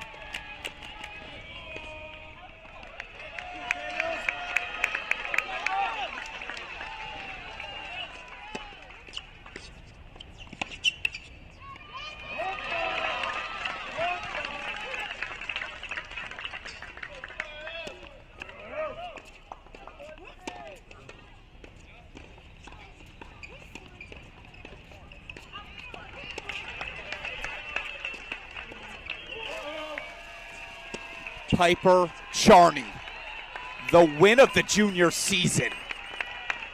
2-all overall in Chapel Hill.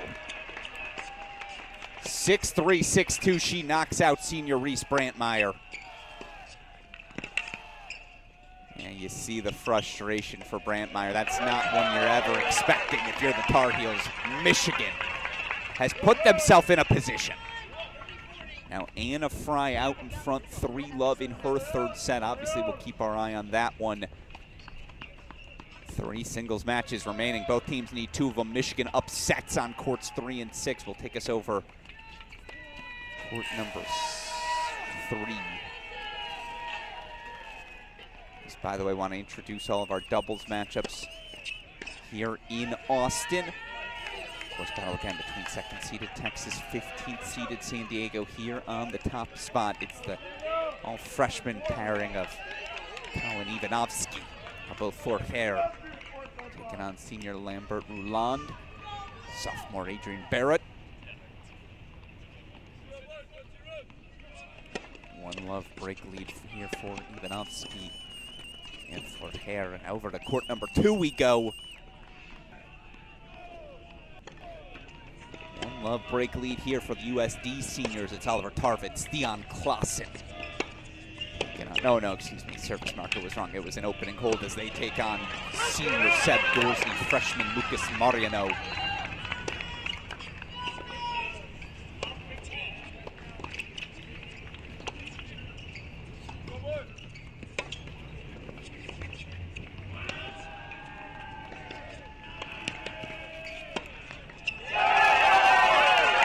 For Fry, huge sigh of relief right now for all those fans in Chapel Hill. Again, they are still down sets in 2 of our 3 remaining matches. It's the first time today, 2 hours in, you'd say, I'd rather be Michigan. And yet, if they can put this fast point on the board for Anna Fry on 5. Up 3-2 at home, that's probably always the team you want to be in a scenario like this.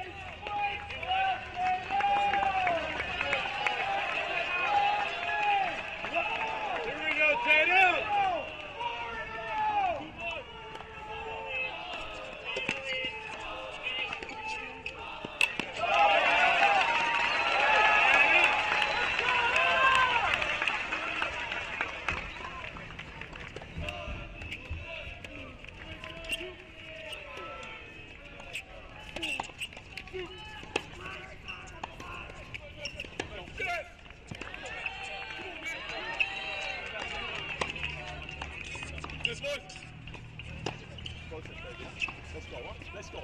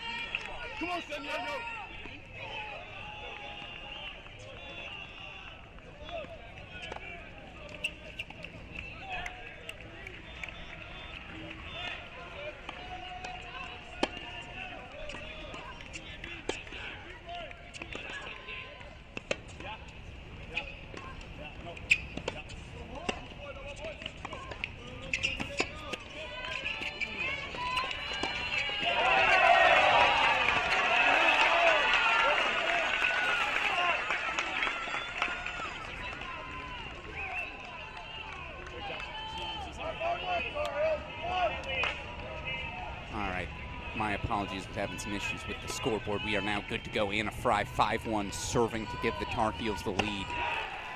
4-3 lead for Tatum Evans on court number 3. It's 3-0 in that second set on 6. Again, Michigan's path closed things out on 3 and 6.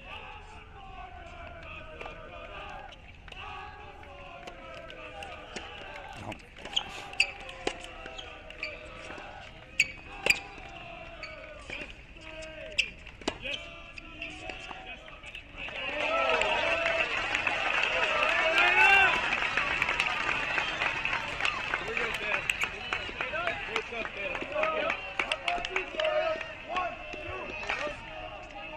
Take us over to court number 3, bottom left of our screen. Final introduction, my apologies.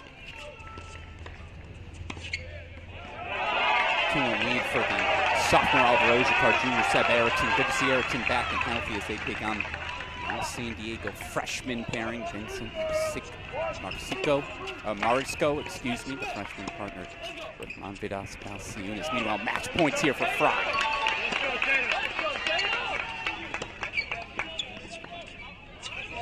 Tar Heels get to play from out in front. Huge victory for Anna Fry. Win number 16 on the year. Gutsy, moxie from the freshman. So they'll get to play from out in front, but, and it's a big one. San Diego chanting along as they always do. They're a crowd within themselves. Can the Tar Heels rally? They only need one now. Only need one more 3-set victory. Take us over to the 3-all spot on court number 6. They are on break. I believe we have had 6 breaks of serve in this second set. More break points for Rabin, 15-40 there.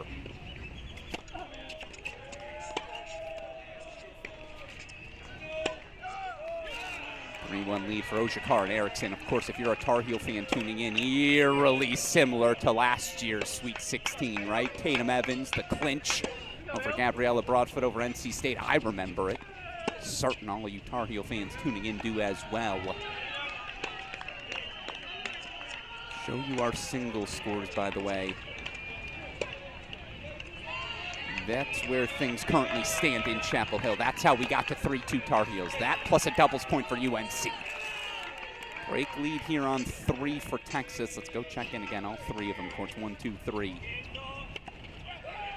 3-love lead for Ivanovsky and Forher.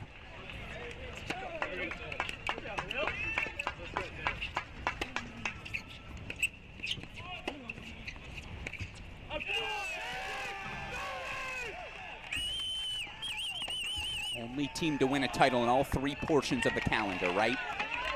Indoors, national champion. Conference regular season, SEC champions. Conference tournament, SEC champions. This Texas team has maybe been the most successful team year in, year out.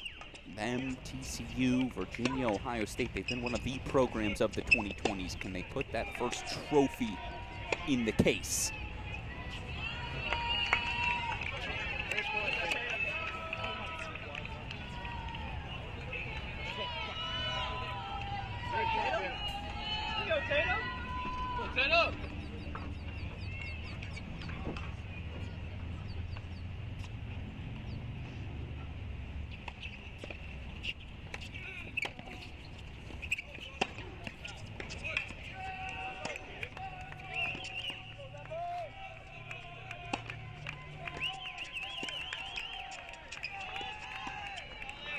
If you are Michigan, this is one of the players you want on court as Reese Miller back to love 30. Most wins of any Wolverine this season, 20 of them. Can she come through one more time? Make it junior versus freshman for a spot at the final site. Winner of this to face Texas A&M, 5-1 winners over UNC earlier today.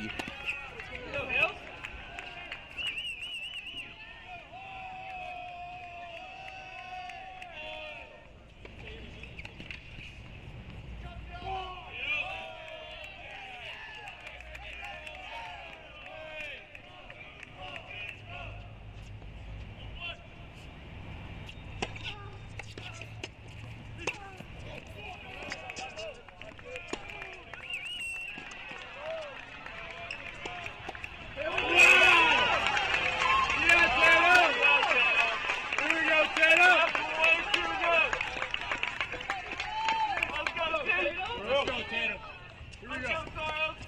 Go Hill.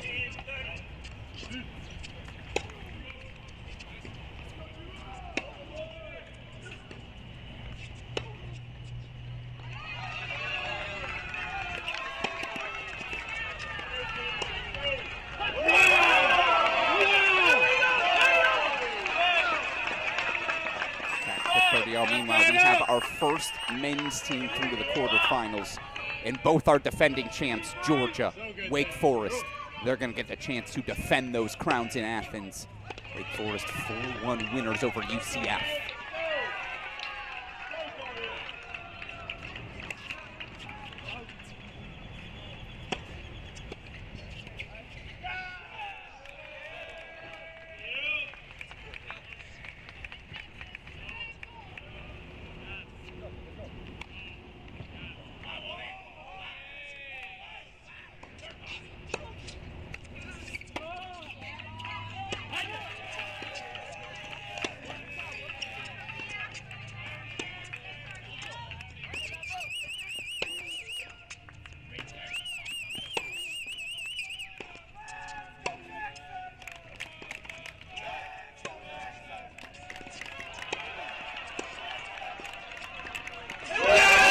Track meet tennis. And guess what? When the pressure gets biggest, sometimes it's I'm going to make one more ball than you.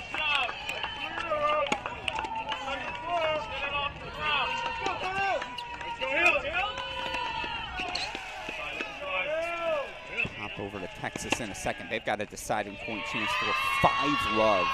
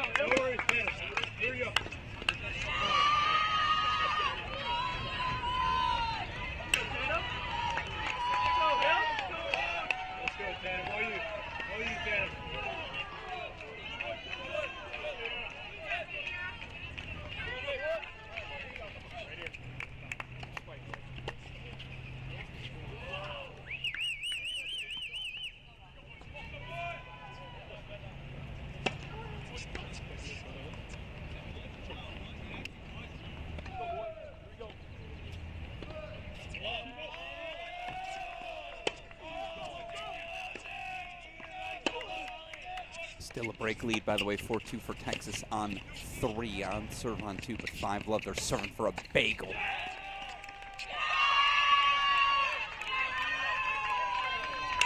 Ronald breaks for 4-all.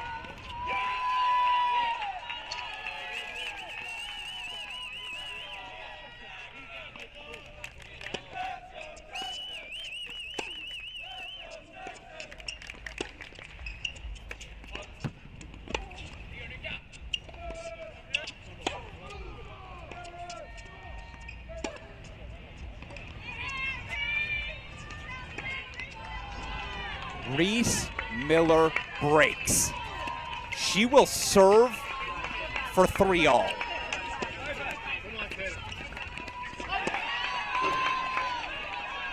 First point, Ronald. 10 good minutes and Michigan can pull off the upset.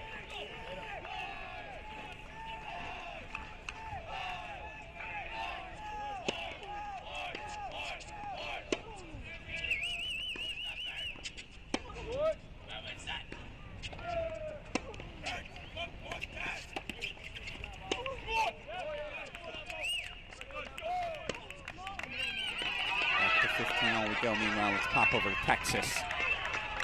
Run.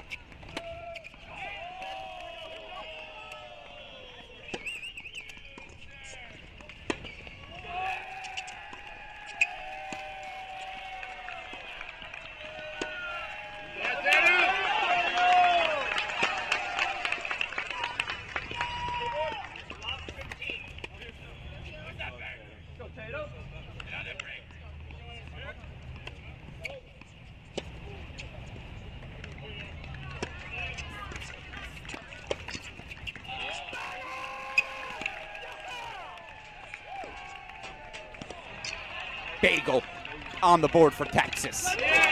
6 love, they take it as over. We go to Reese Miller serving for it. Love 30, of course. This has been an on-break sort of second set.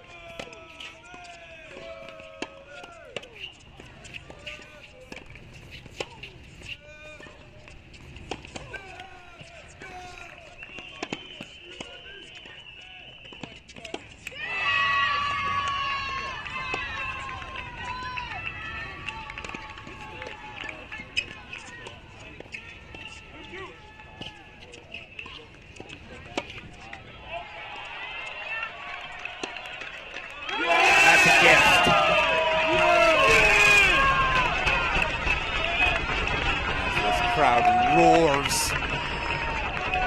To break, to stay alive, we race over to court 6, 4-all deciding point.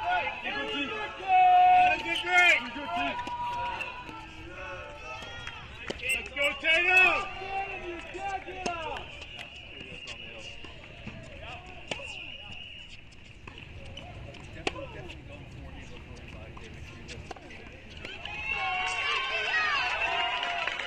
Must have missed long. Ronald didn't even question it. Huge Tar-Heeled swing and another deep breath for all those Tar Heel fans tuning in. Up 3-2, but doesn't feel like a lead right now, does it? As we head back over to Austin in what has been a surprisingly smooth. They're up a break on 2 as well. They won 6-love on 1. Here's Ojakar, Erickson. Match point for the doubles.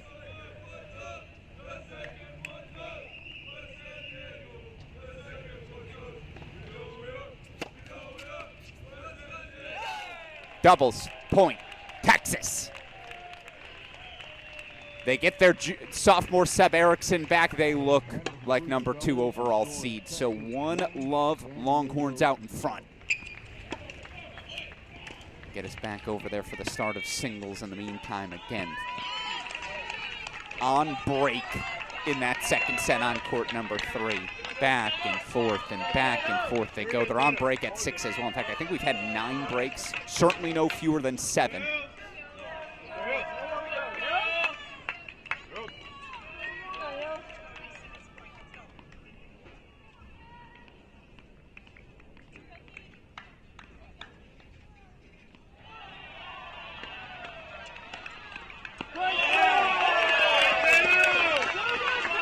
Who can find a hold? Who can hold their nerve? Let's go, Tatum.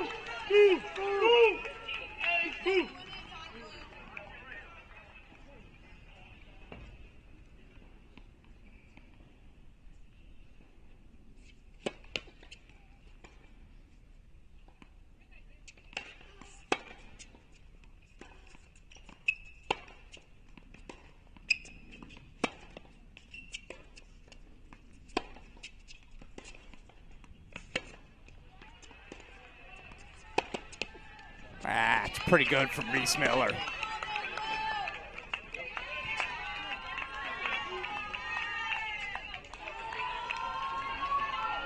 Who's going to be willing to hit shots like this? Step in, take an aggressive risk. More than any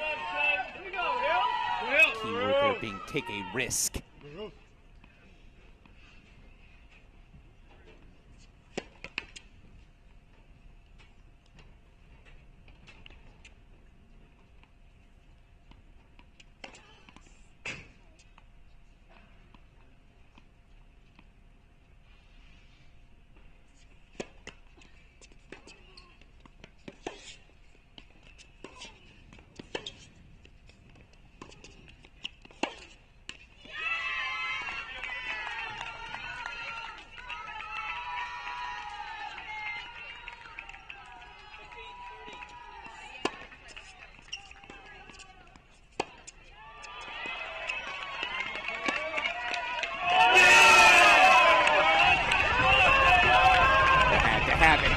Their hold.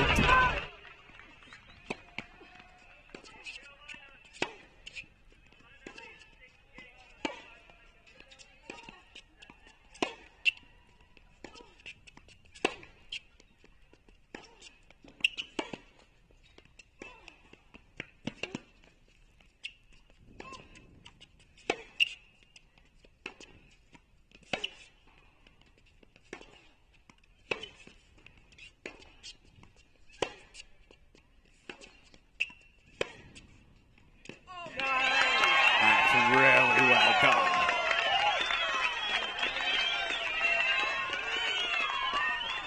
One more time, in case you're just joining us, you have missed an absolute war. 5th seed in North Carolina, they grabbed the doubles point. Michigan came roaring back. They grabbed 4 first sets, and of course the most notable result, Michigan junior Piper Charney. As well as I've seen her play this season. 3-2. She knocks off UNC senior number 2 player in the country, Reese Brantmeyer. 1, 2.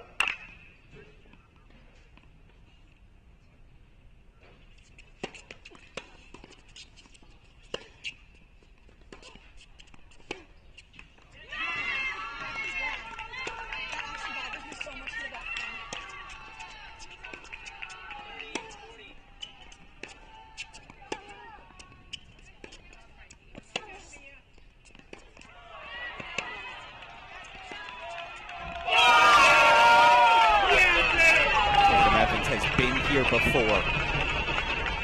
Delivered the clinch to send the Tar Heels to the quarters last season. Again, Tar Heels getting straight set wins from Obi Kajuru, a 3-set win from Anna Fry.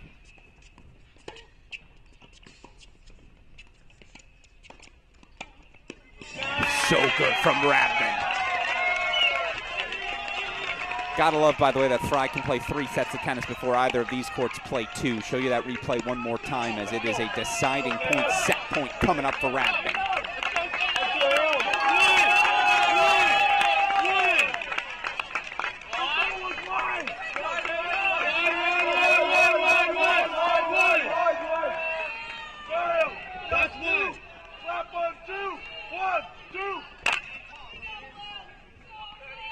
Let's go, Tatum.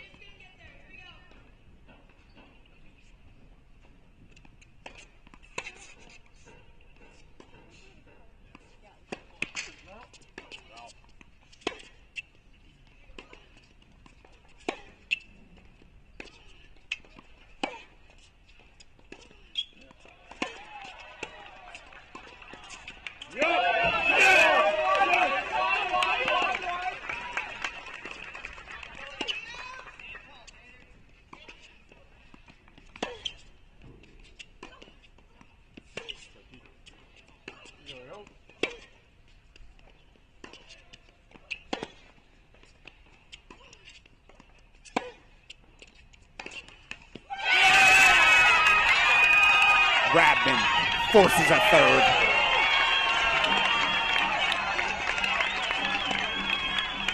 We've got ourselves a ball game in Chapel Hill. Carolina buys themselves at least 30 minutes. They bought that. They took the momentum. The juniors, the early enrollees, Evans, Radman, forcing third sets. It's perfect for us because now I can do far more seamlessly an introduction of our singles action here in Austin. Play just about ready to resume. Comfortable doubles point for Texas. They were up breaks on all 3 courts. 6-love win at the top spot, 6-2 win on court number 3. This might be your best individual match of the weekend. Couple of seniors trying to extend their college careers. Oliver Tarvett, Sebastian Gorsny. You look at the ITA singles rankings. These 2 men. Gorsny currently sitting at number 3. I forgot Oliver Tarvett took the fall off, so he's at number 19, but that's too low. 2 men who have been rocks at the top of the lineup for their respective teams. 19-4, Sebastian Gorsny on court number 1. 20-2, Oliver Tarvett on court number 1. So this one's gonna be war. Certainly down a doubles point. It's one San Diego's gotta have, but good luck picking a side in this one. Again, San Diego's gotta find 4 singles victories to make a first quarterfinal. Texas 3 to get back to another final site. Senior Sebastian Gorsny to serve first. I get to say those 4 magical words one more time. Let's play some tennis.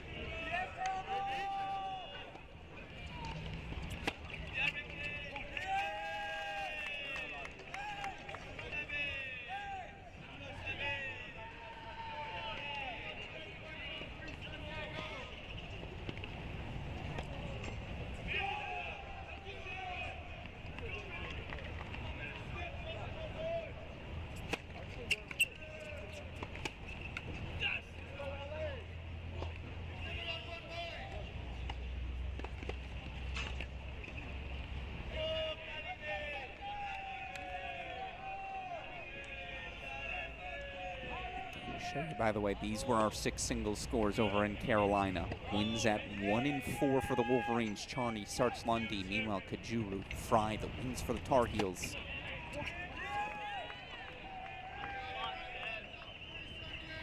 Got a feeling each of these 2 men going to spend some time out on the Pro Tour. In fact, if you asked me, I think both of them are going to spend some time in the top 100 as well.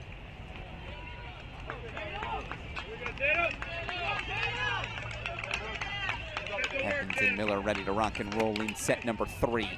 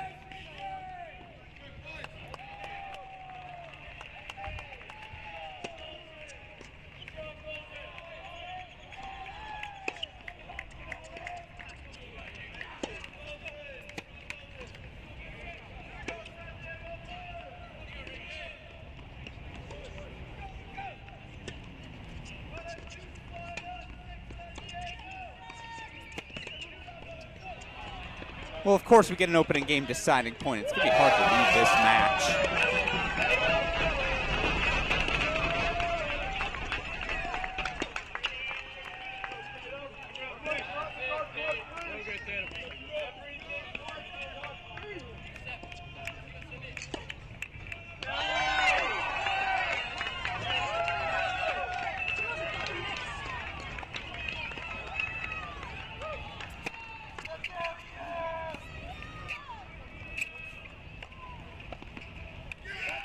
And it's an opening roar out of Ali Tarvit.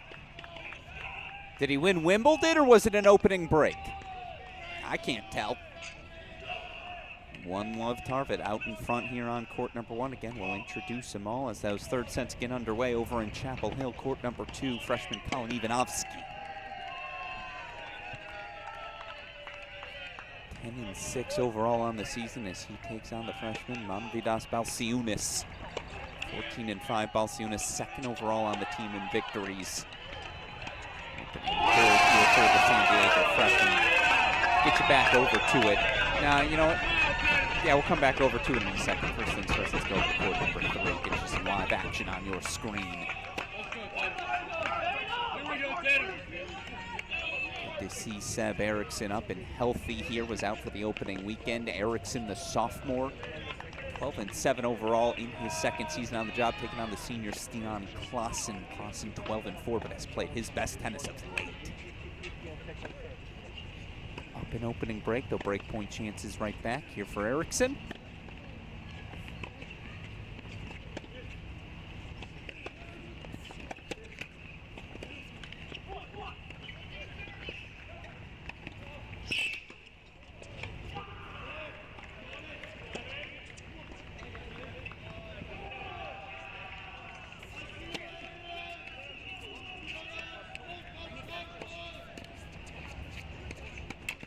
Eriksson breaks.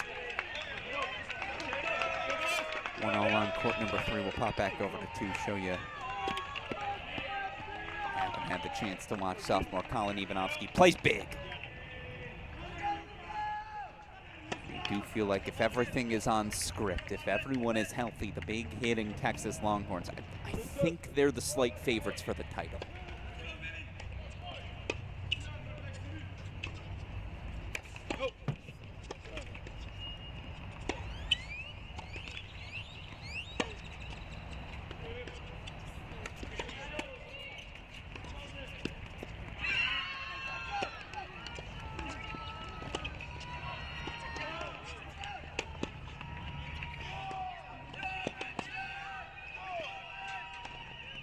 All right, Reese Miller.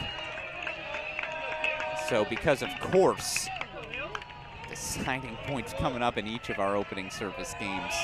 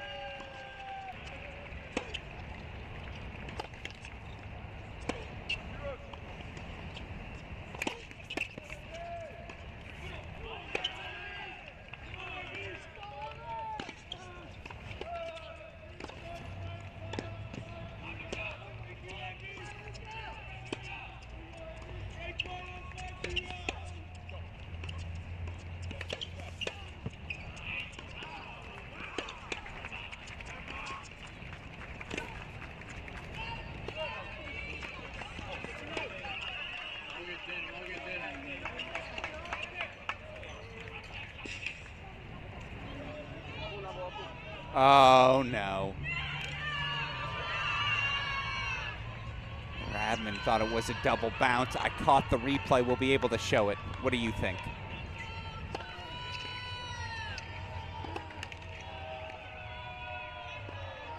Won 1,000. Oh, I think she got there. I mean, look, the chair umpire's right there.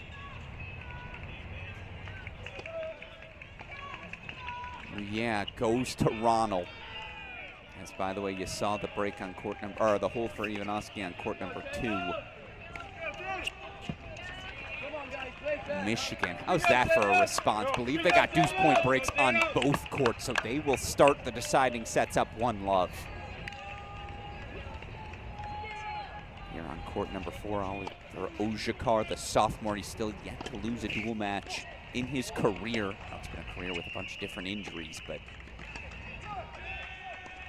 2-1 out in front. Good to see him healthy here for the home stretch. Ojakar, 9-love in dual match play this season. His opponent, the other freshman, Vincent Marisco. Marisco 5-12 in dual match play, but has been asked to play in the top half of the lineup. So that's your matchup on 4.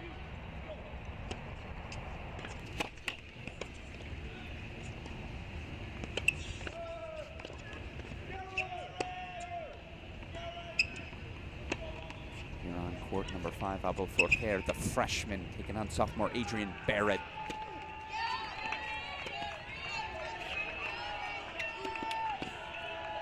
Forquer 14-8 overall on the season for these Longhorns. The sophomore Barrett 9-3 in dual match play.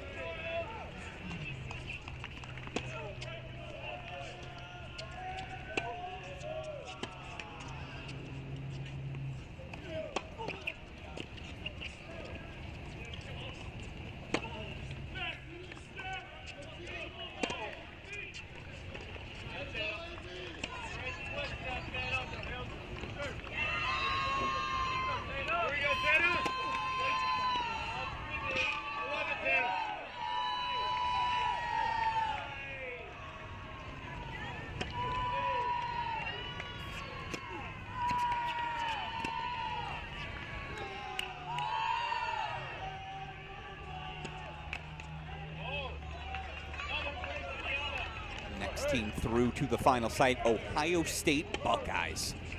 4-love winners, they knock off Illinois.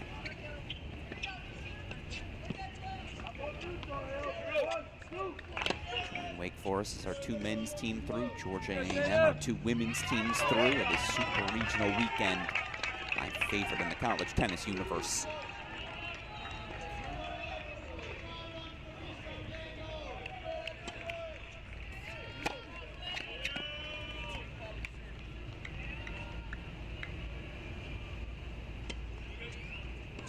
Team through, Virginia Cavaliers.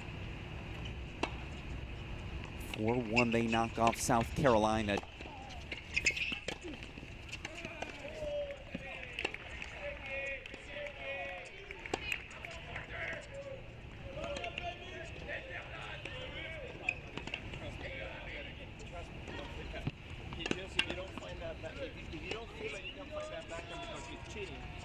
go second serve, please. Because he's cheating.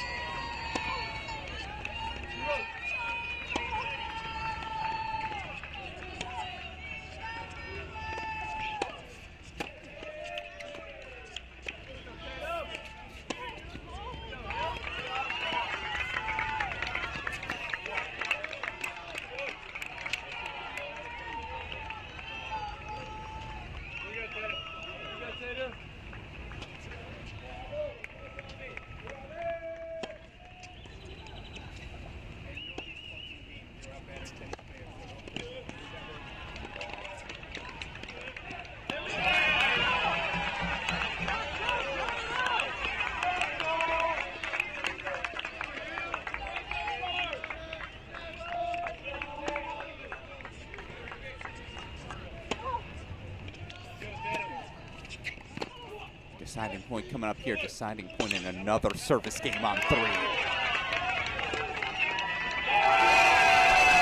Let's trade breaks. Stick with our themes. Nothing in my mind. Nothing. Nothing. Nothing better than under the lights tennis. Think we're gonna get that here in Chapel Hill this evening.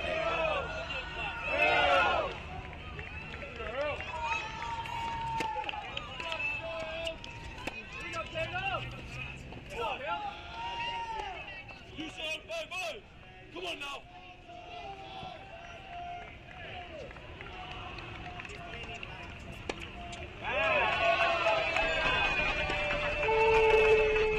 Go court number 6, Lucas Mariano. Team leading 20 victories on the season for the Texas freshman. He's 20-3 overall. Taking on redshirt junior, Lambert Roulan. Roulan 10-5 in dual match play. They were so happy to have him back healthy this year. Those are your matchups across the board here in Austin. Radman finds an opening hold, so a couple of holds to start on court number 6.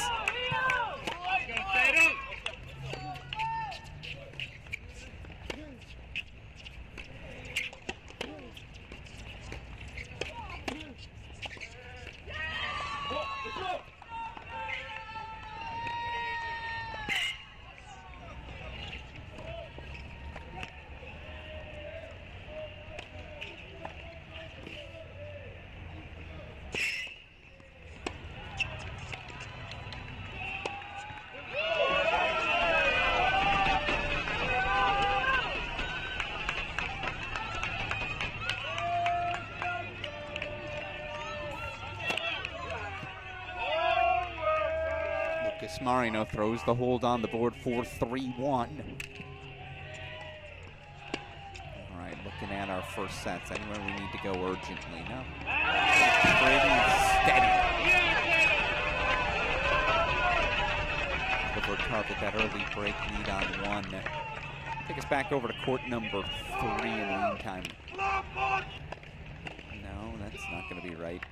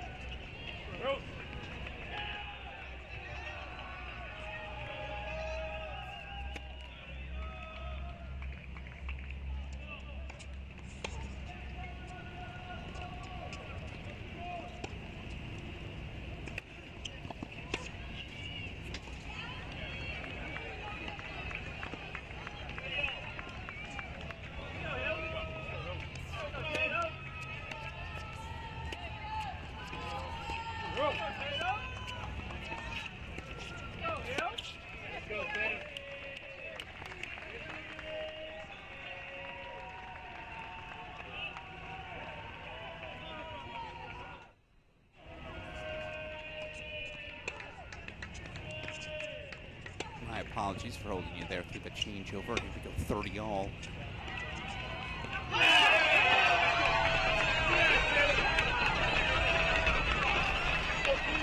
Now breakpoint chances for a third straight game for Evans.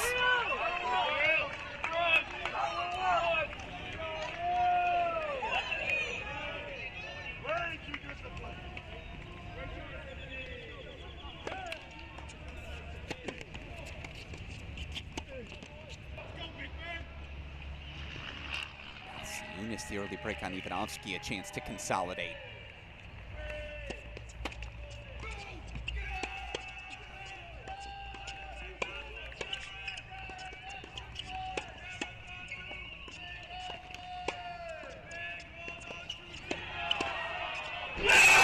Tatum Evans looking more and more comfortable. I think the smile on Coach Brian Kalbas's face, visible even over the broadcast stream, tells you the story there. I'd say this, don't get too comfortable yet, Tar Heel fans. Just 20 minutes ago, your backs were against the wall. It felt like your season might be coming to a close, and yet, heck of a response here from Carolina as Palciunas does take that 4-1 lead.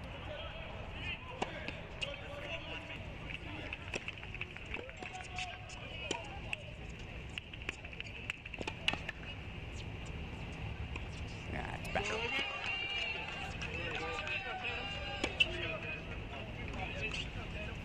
Gorsny got the break back on court number 1.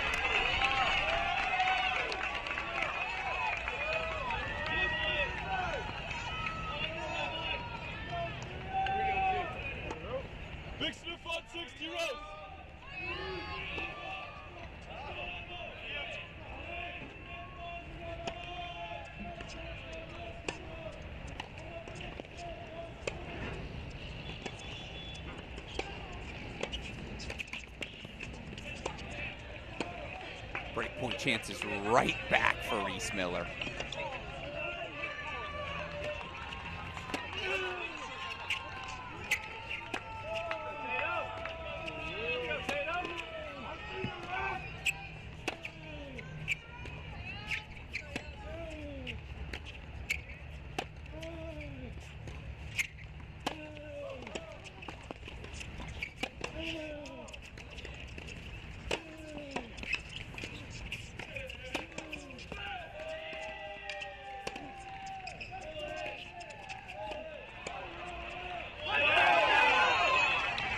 Starting to find the backhand far more comfortably and just finally starting to accelerate.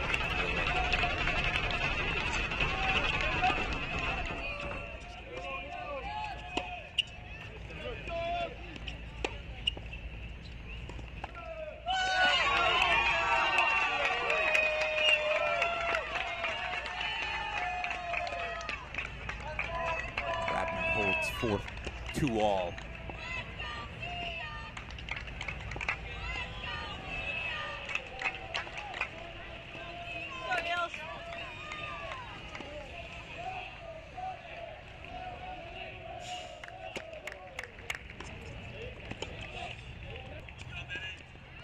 Miller breaks. I'm not going to say it's back on serve, because if you say that, you just haven't been paying attention. That hold lead for Tatum Evans, perhaps invaluable. They are on serve on 6. We're going to pop back over to Austin. It's still first set action, I promise to all of you fans. Waiting for us to get to lock in on Texas, San Diego. We're going to have it in its entirety. Just turns out we've got this war in Chapel Hill as, again, 5th-seeded UNC holding on to a tentative 3-2 overall lead. Alex Gruskin here. I thank you to all of you who join us. Winners so far today: Texas A&M women, Georgia women, Wake Forest men, Ohio State men, and the Virginia men, your most recent winners. 4-1, they knock off South Carolina.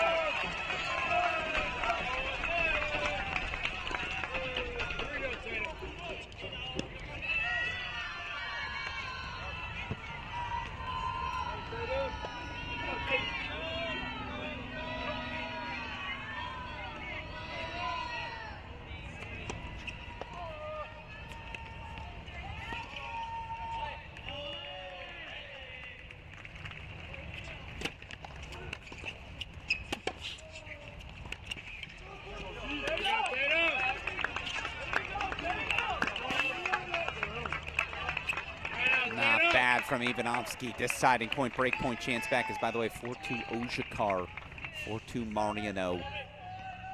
Miller serving 2-3. Break point chances for Tatum Evans as well. No, excuse me, that double fault now. Break point chances 15-40. Return, Tatum! Ronald holding 4-3-2, holding tough, the freshman.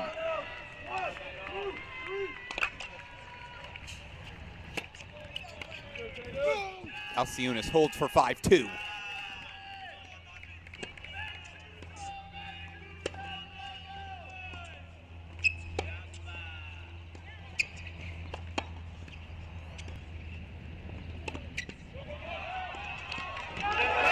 Evans breaks for 4-2.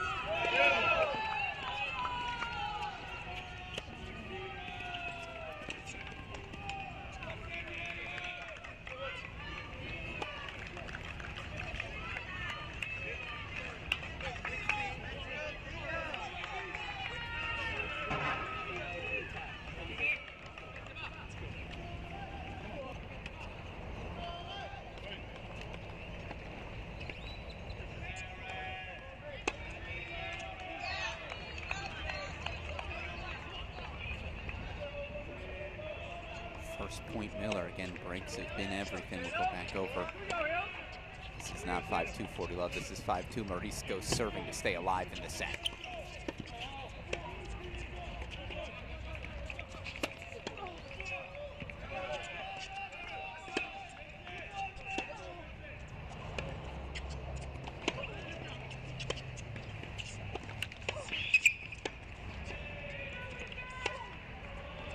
Right back comes Miller for love 30.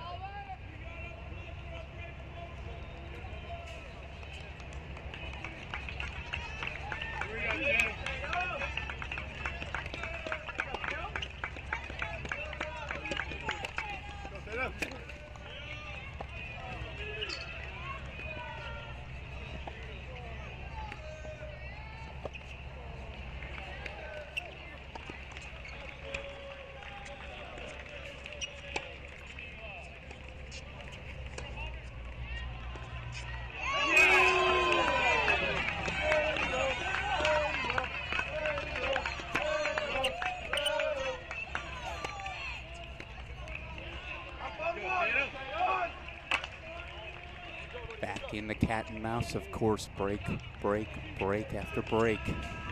But Reese Miller finds a big first serve.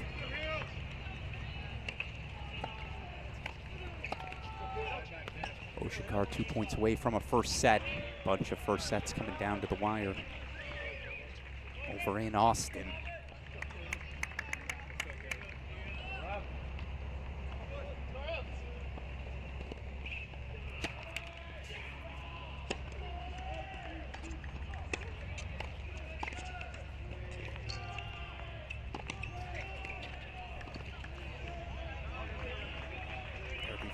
As Ronald has that break lead, though, facing break point chances, and it's a double fault, so Radman does grab the break back for 3-4.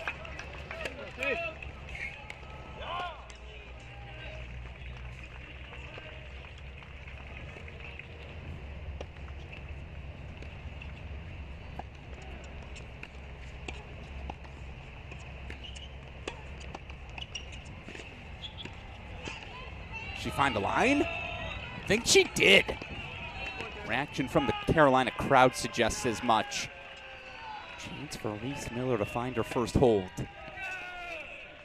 As Oshikar grabs an opening set, 6-3. It's your first set off the board. There are 5s on the scoreboard just about everywhere, including on court number 1, where Oliver Tarvett has that break 5-3 lead on Seb Gorsny.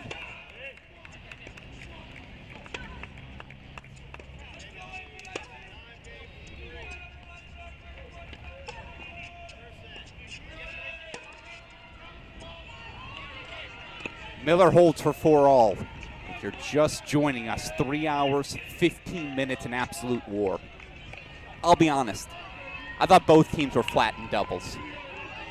Given that's the case, who's the team with perhaps the more talent on paper? You probably turn Tar Heels. They grab that doubles point, wins that 1 and 3. Michigan grabbed 4 first sets. Piper Charney, the most notable, the straight set upset victory over senior Reese Brantmeyer for Michigan at the top spot. Her starts Lundy, straight set wins. Kajuru and Fry, the singles points on the board for the Tar Heels.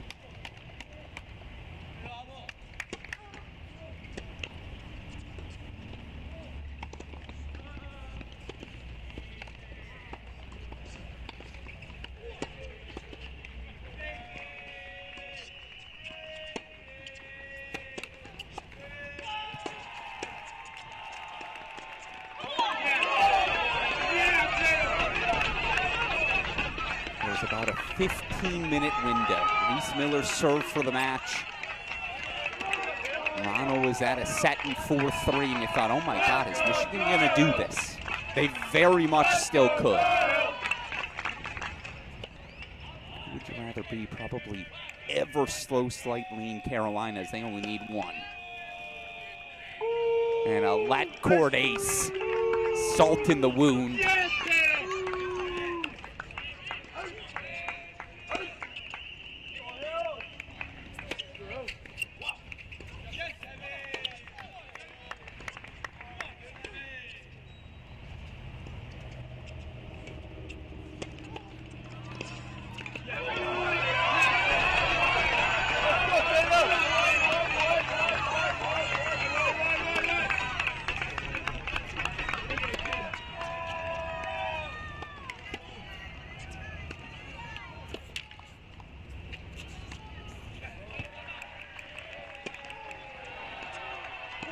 For Evans.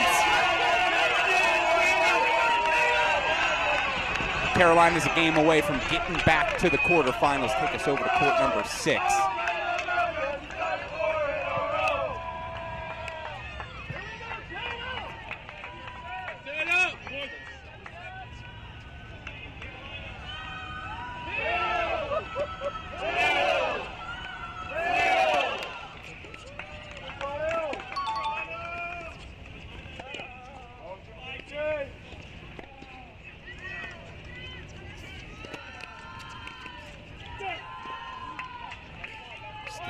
And the senior fights off set point number 1. 3 more here for Seb Erickson. Freshman Lucas Mariano of Texas is serving for his opening set on 6. Ivanovsky breaks for 4-5 on 2 to stay alive in the set. It's back over to Evans in a second.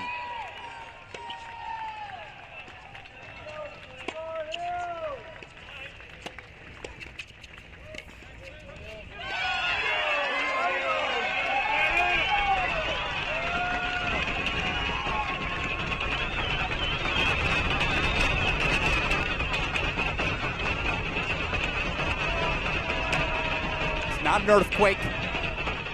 It's Tar Heel faithful making their presence felt. Can sophomore Tatum Evans, for a second season consecutively, send these Heels back to a final site?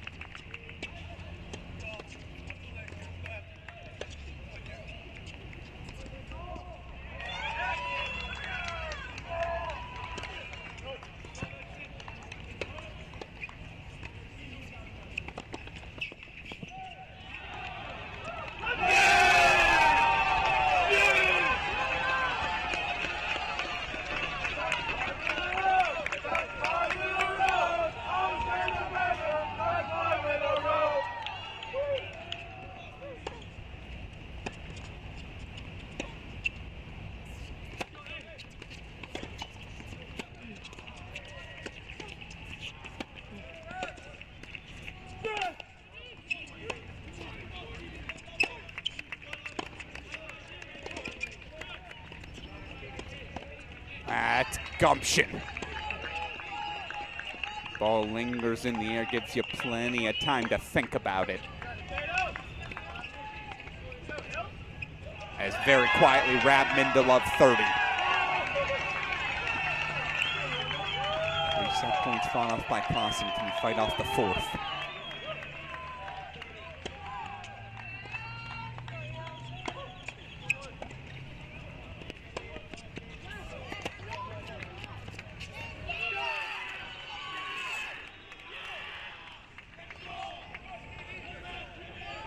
It was an overrule. Sideline official standing behind Reese Miller there, 30-15. As Clausen holds for 5-all. We missed it. Lucas Mariano closes out his first set, 6-4 for Texas on 6, so they got 2. Going over to 1, Oliver Tarvett's about to serve for another San Diego first set. It's now 40-15 coming up. Love 40, though, for Rabman.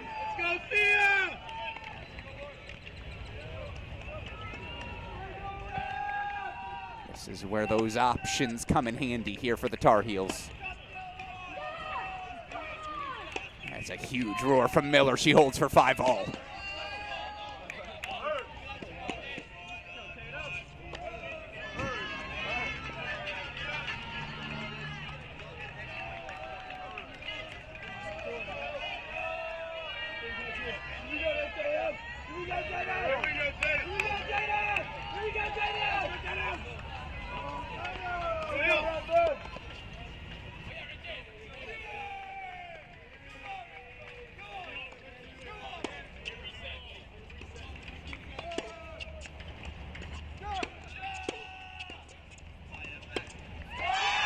Rabman breaks 5-4.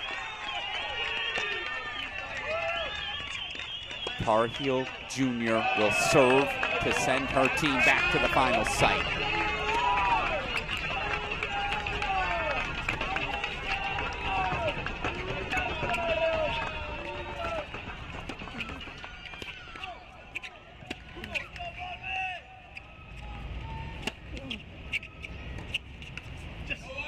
Meanwhile, I know what the people want. This is one of your blockbuster matchups of the weekend. 2 of the 10 best players in men's college tennis this season. Oliver Tarvett serving to start, or at least try to serve as a catalyst for a San Diego rally. Texas again, first sets on courts 4 and 6. On serve everywhere else.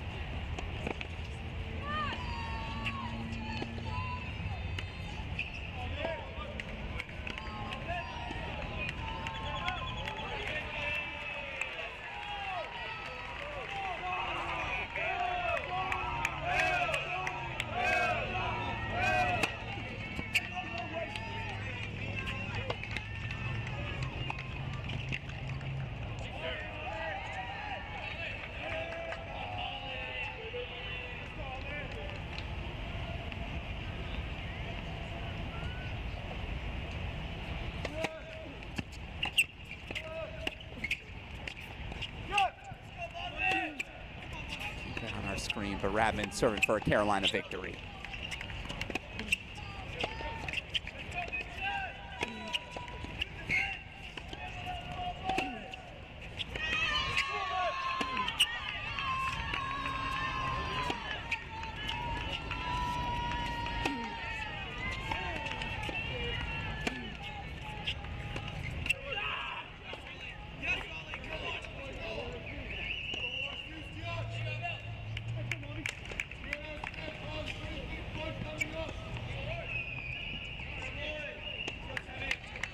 Reese Miller, break point chances for 6-5.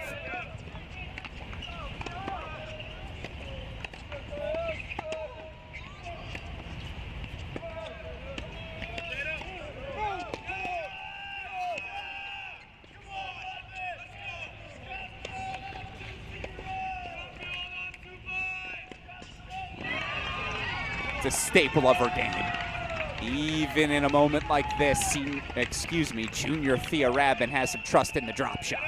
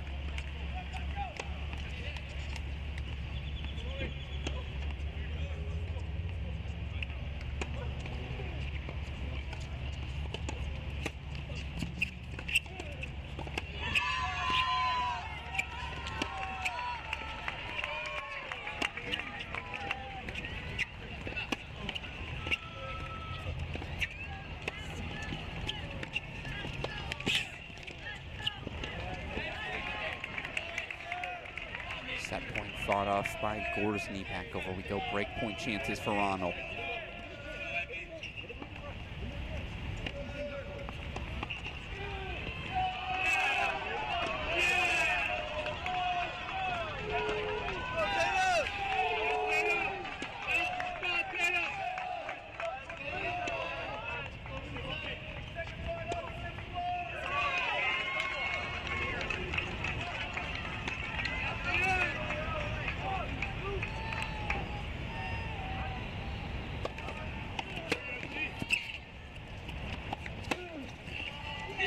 Ollie Tarvik grabs the first.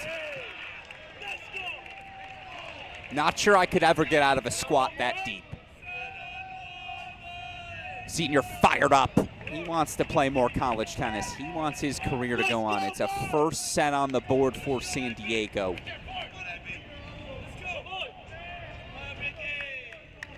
Huge deciding point on 3, huge on 6.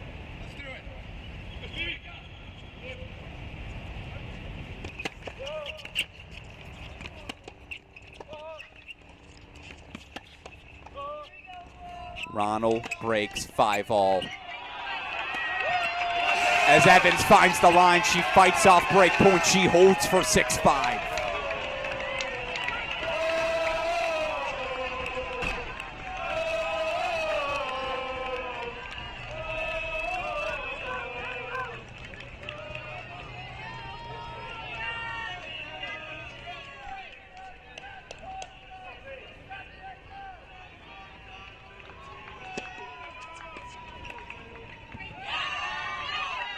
I think there was an overrule on 2 for a point penalty, which means the next one would be a game. Now all of a sudden, Ivanovsky at 15-40. Erickson 6-5, 5-all on 5. Let's pop over to the set points.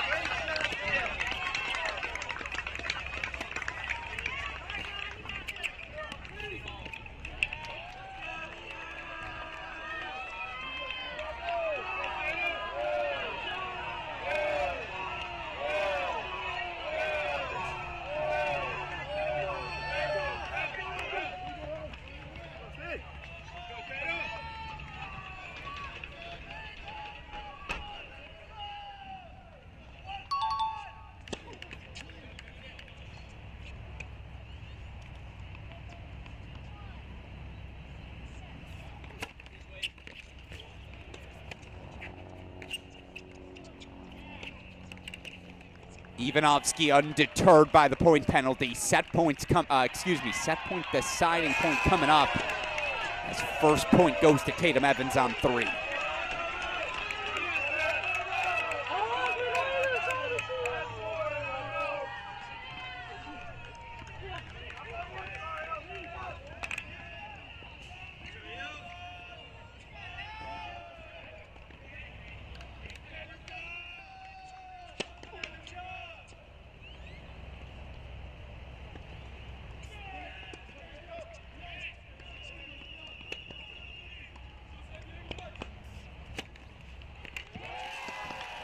Willingness to be brave and bold, whether it's Ivanovsky or Reese Miller moving forward.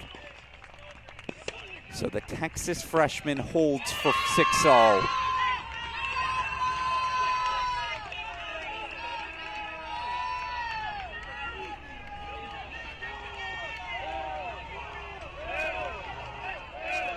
Barut 6'5".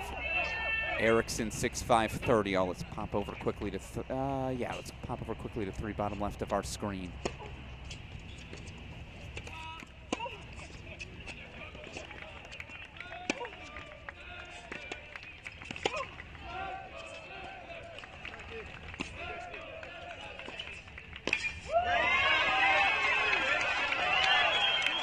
Another break point chance, 2 of them for Radman. She breaks, she'll serve for it again.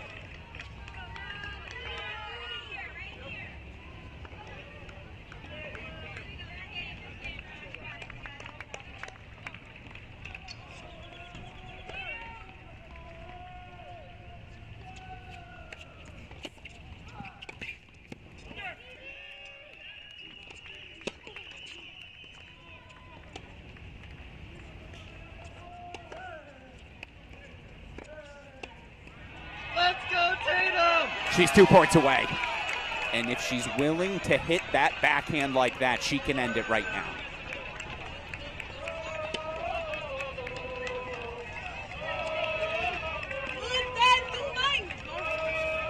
I don't know what that means from Ronald. I know it's a break for Radman, 6'5".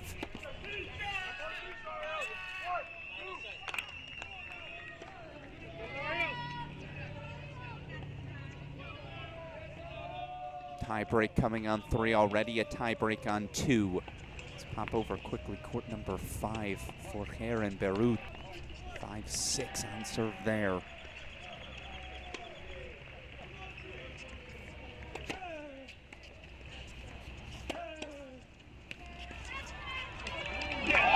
Here it is.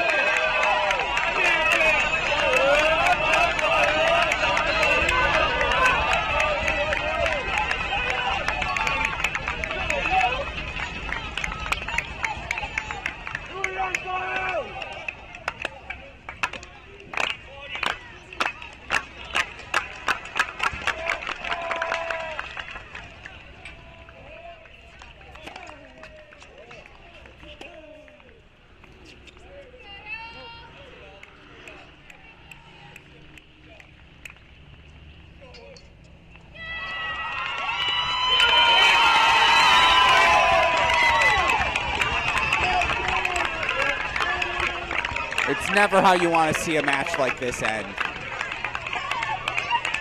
Heartbreak for Reese Miller. Joy erupting for these Tar Heels. They can sing late into the night in Chapel Hill as once again it's Carolina through to the final sight. 4-2, they knock off the Michigan Wolverines. We got to race over to Austin. No time to settle in on the victory. We got tie breaks. Tie breaks here, tie breaks there, tie breaks everywhere. First and foremost, over to court number 2. Ivanovsky fought off 3 set points. 2 first sets right now for Texas, 1 for San Diego. It's a massive swing coming up.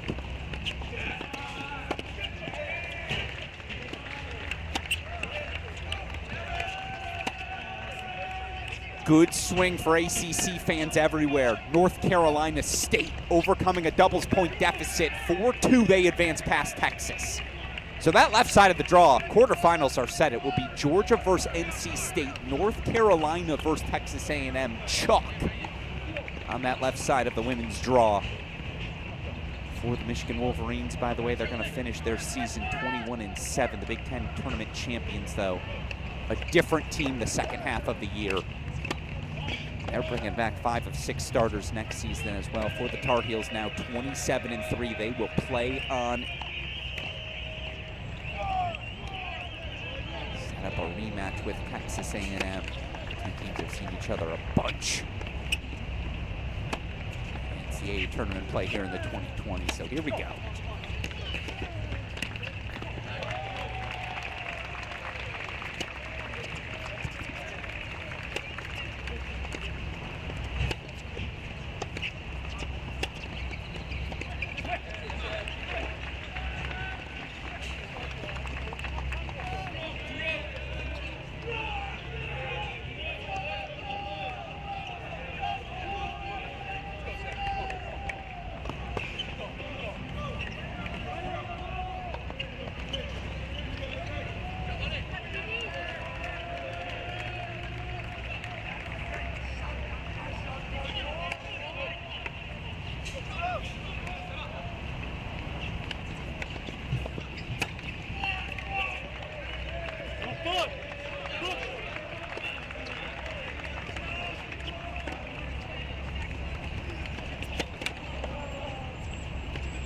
Jen's here, 4-2 Ivanovsky. Erickson's got a mini break as well.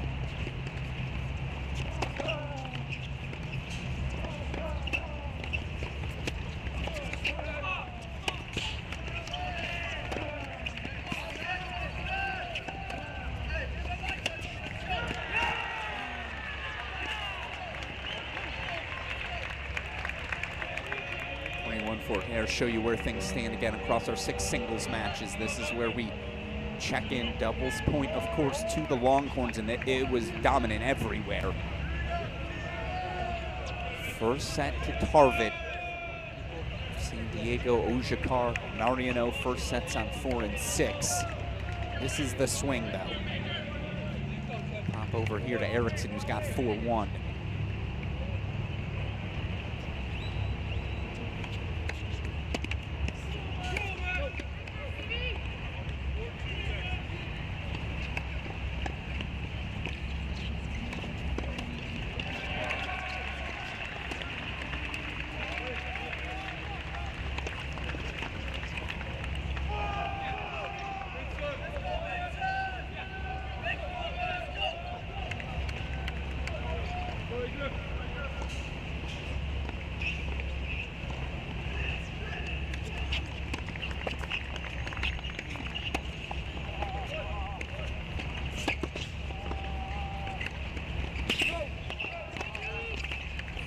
Where they change ends here for air 4-1. We'll go back over to Ivanovsky and Balciunas.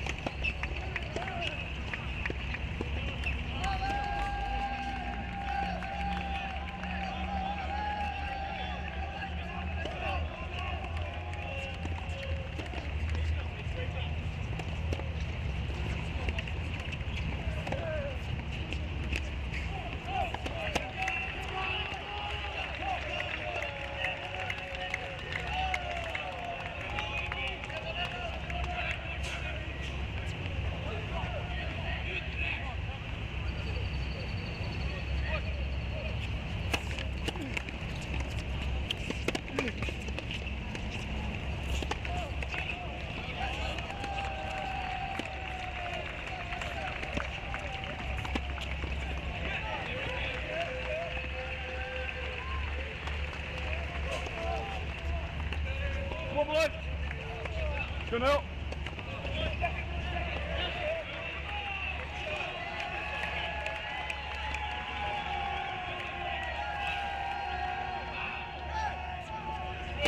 Come on, David.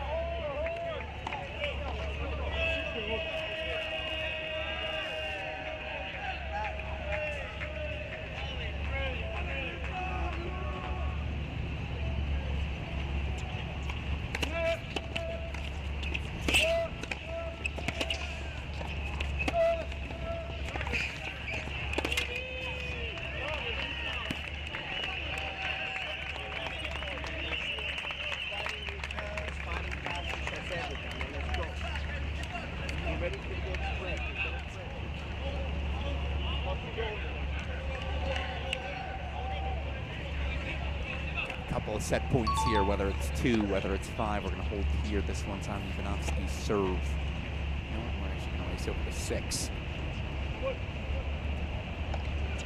No, to 5, excuse me.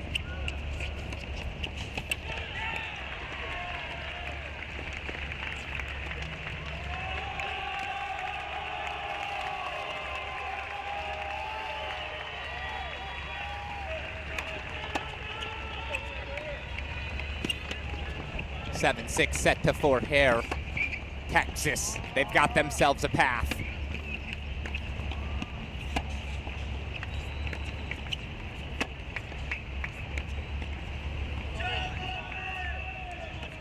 Not done yet. We'll go over to Erickson. He's got 3 set points. Ushikara setting to break 6-3, 3-2.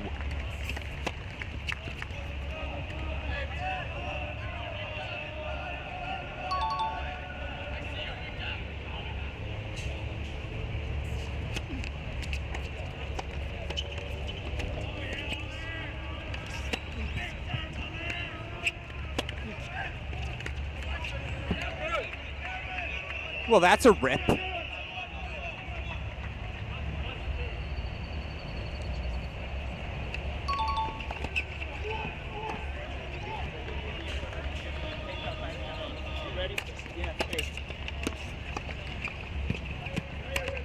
As that's another one, you just wonder, did Texas take the window and close it shut?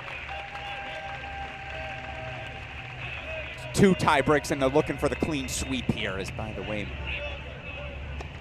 breakpoint chances for Mariano of Texas on 6. Extend his lead to set break.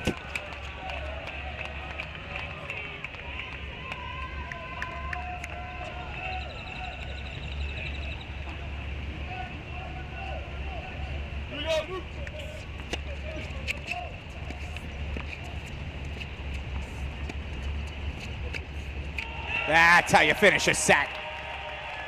And that's an exclamation point. Exclamation point for the Longhorns.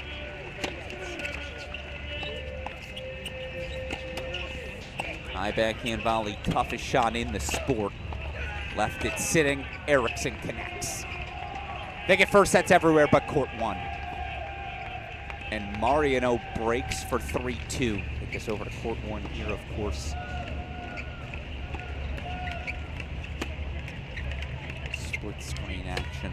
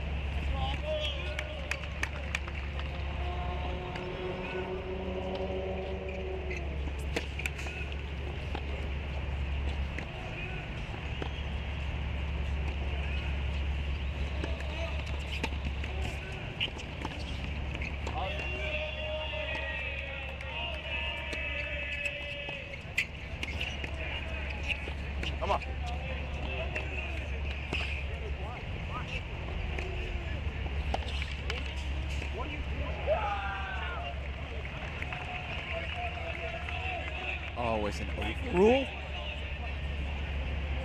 I think it was an overrule there, as Ojikar, by the way, extending the break lead.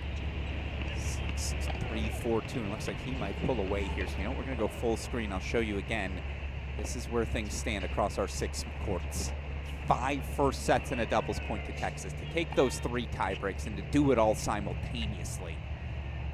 Now we get to learn the character, the moxie of this San Diego side.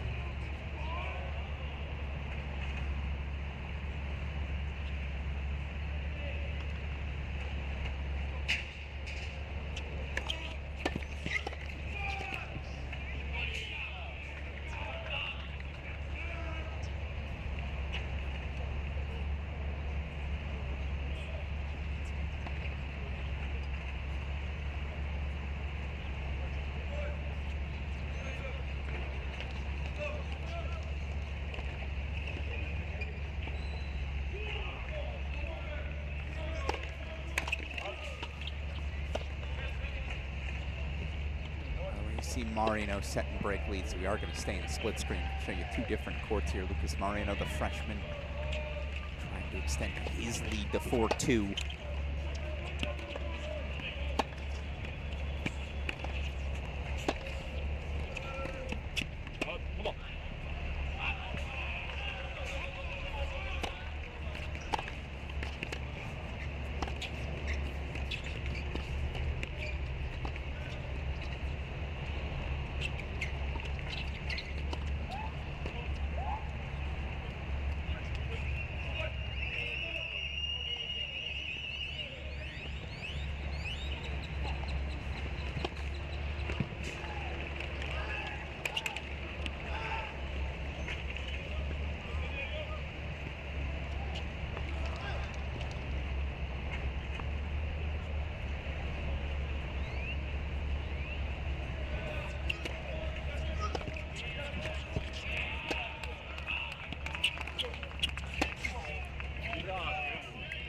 Game point chance coming up for Marisco.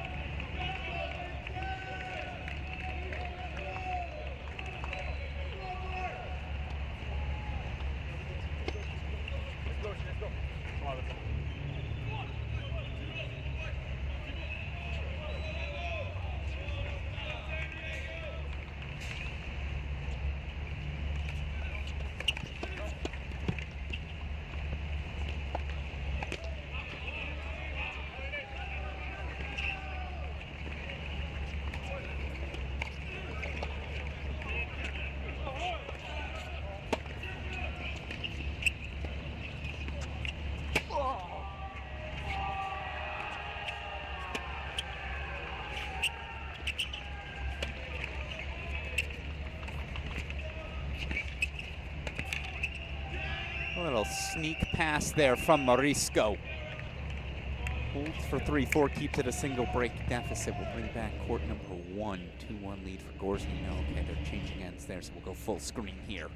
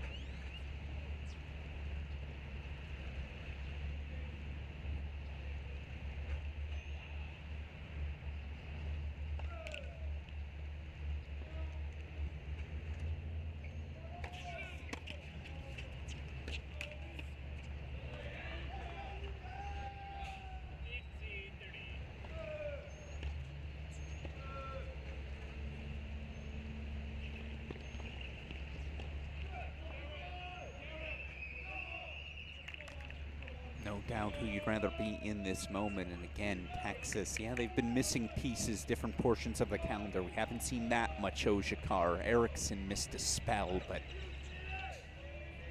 these teams looking the part here today, aren't they?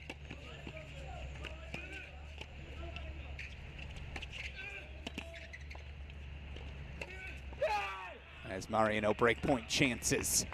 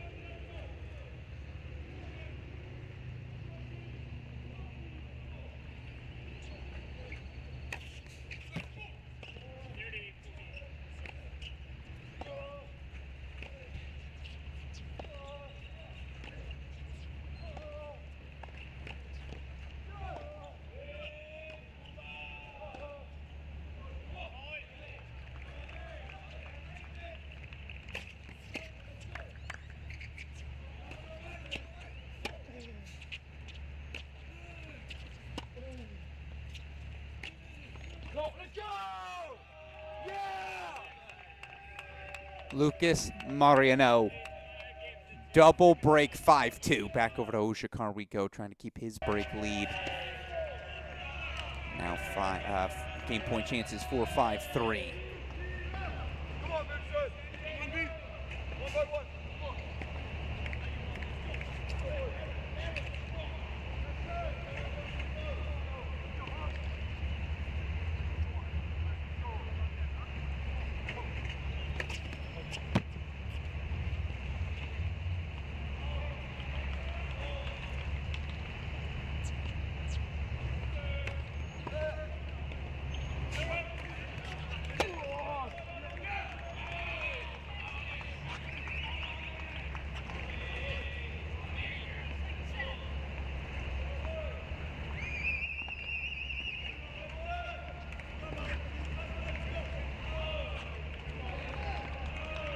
Ojikar 5-3. I'm keeping my eye court 6 right next to him.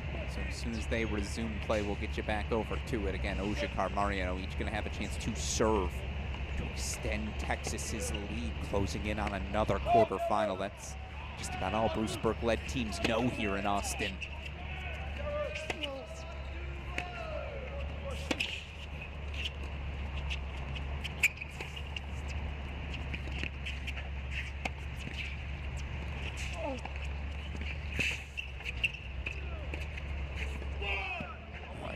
It wide. I was going to say, come on now. As we go back to the split screen, Mariano double break, serving for a Texas victory.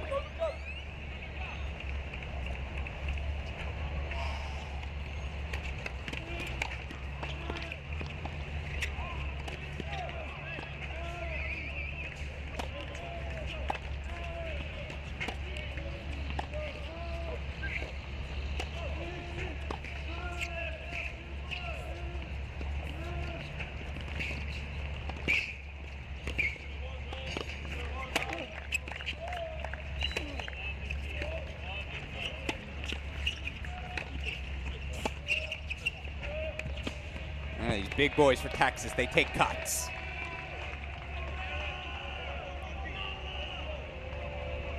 This is why, again, when it's on script, when they are healthy, when they are in rhythm, you are just in trouble.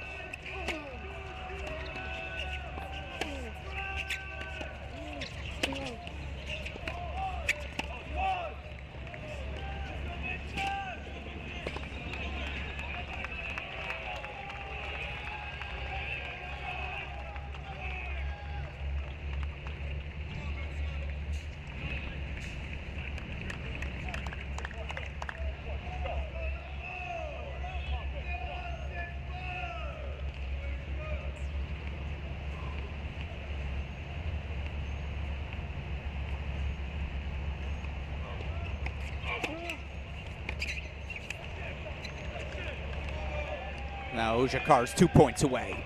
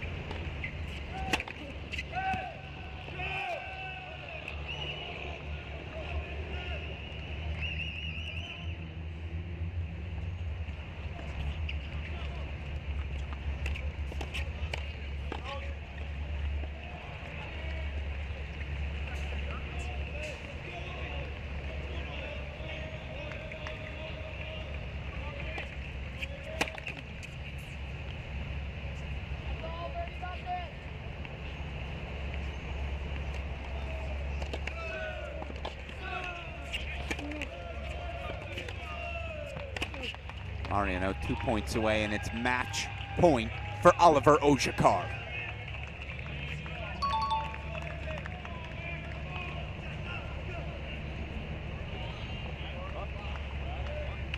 You're wondering, who is that coach on screen for San Diego? That's San Diego head coach Ryan Keckley. Buzzed head in celebration of reaching the first Sweet 16 in program history. Told me in an interview this week. That makes him feel more aerodynamic. Said he was particularly impressed. Mrs. Keckley doing the head shaving did a stellar job.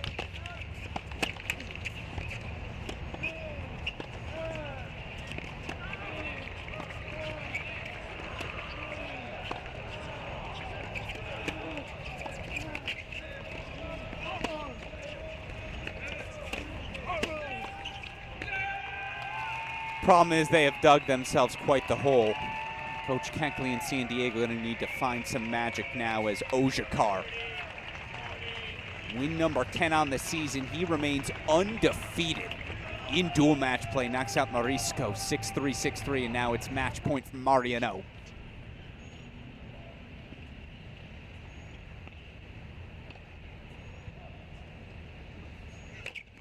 Nah, this is what this guy does.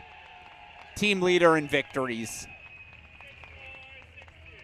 Maturity far beyond his years. Lucas Mariano puts Texas a point away from another quarterfinal. Meanwhile, all right, we'll show you what we got left. A bunch of first sets, all of course going the way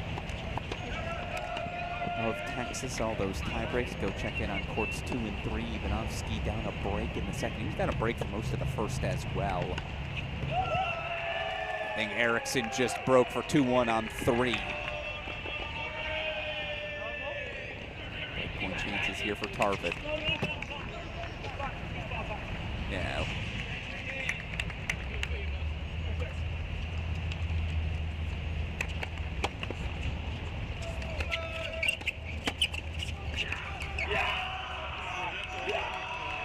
Well, again, Oliver Tarvit's got the big scoreboard right over his court.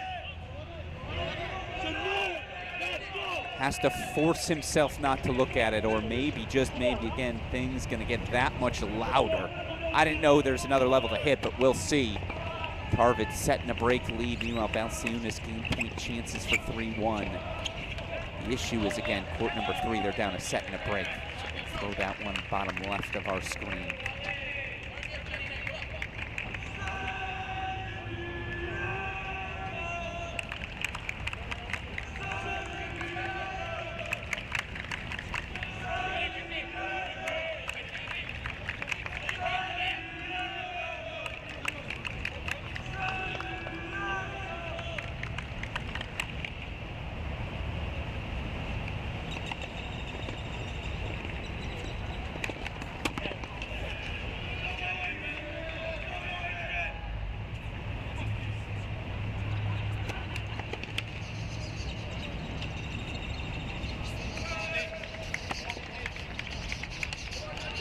Faults of deciding point coming up here for Balciunas.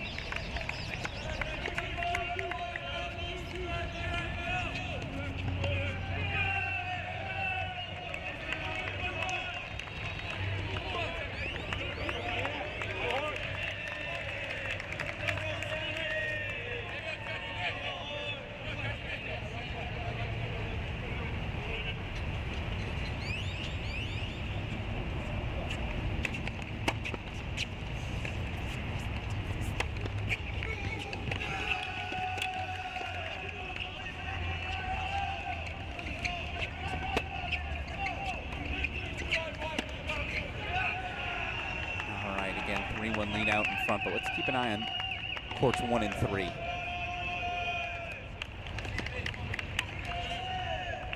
Setting a great lead for Tarvin. I know that's one everyone wants to tune into from around the country. Busy day, of course. Off our super regional weekend winners so far on the day. On the men's side, the Wake Forest men, Ohio State men, Virginia men, each advancing with victories. It's been a chalk day so far. Of course, on the women's side, Georgia, NC State, UNC, A&M, all through.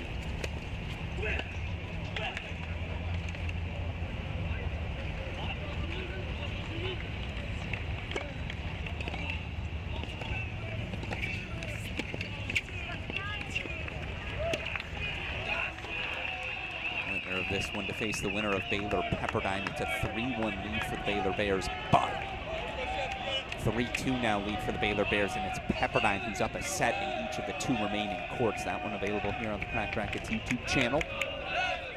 Chris Alioris on the call for that one. We also have, of course, Pepperdine, Oklahoma still in a lightning delay.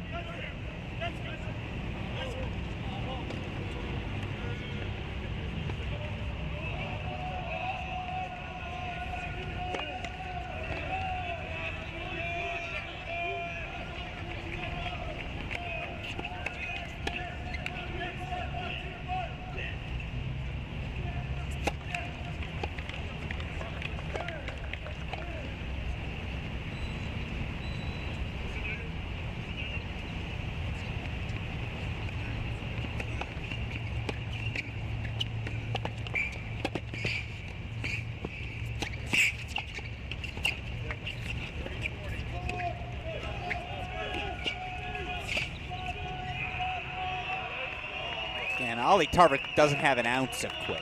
Not 1 ounce of quit in him.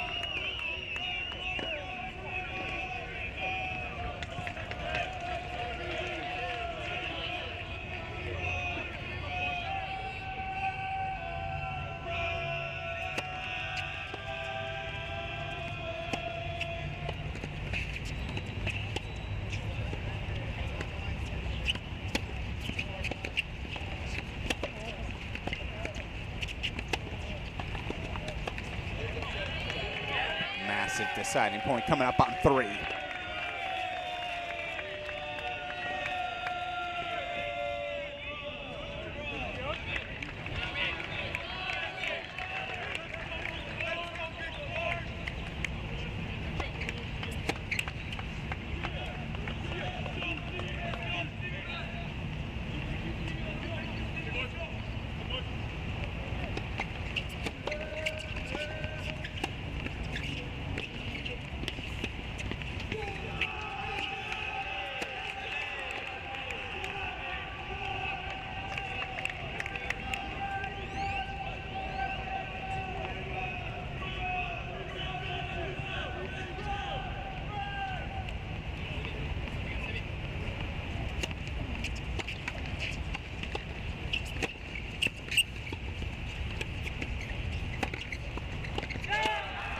Erickson holds 3-1.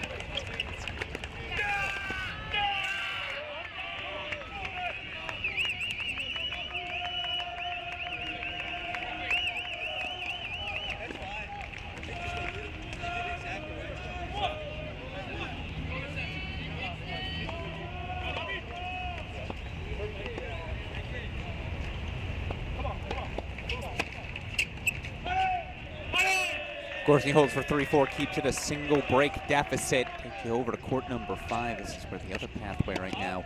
It's a 4-1 Balsionis lead. Second set on court number 2, but again, Texas just needs one more. Can they close out one of these?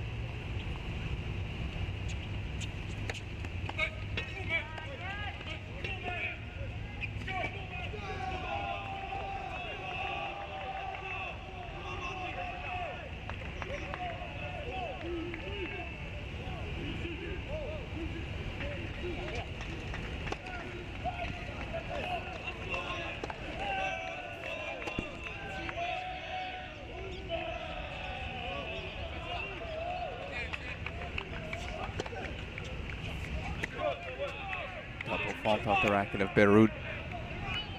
They're 2 points away from the break.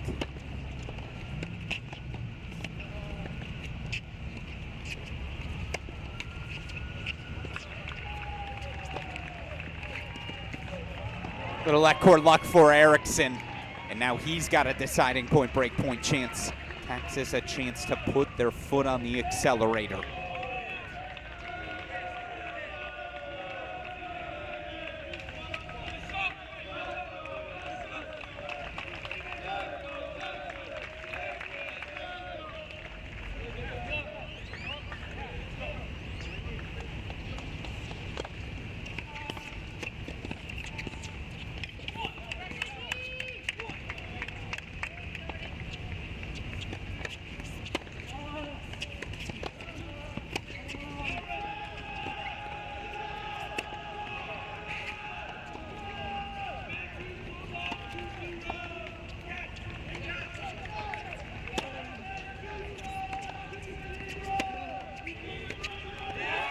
Erickson double break. And Texas can feel it now. 4-1 out in front, back to the split scheme you go. Heck, even Gorzy's got himself a little look.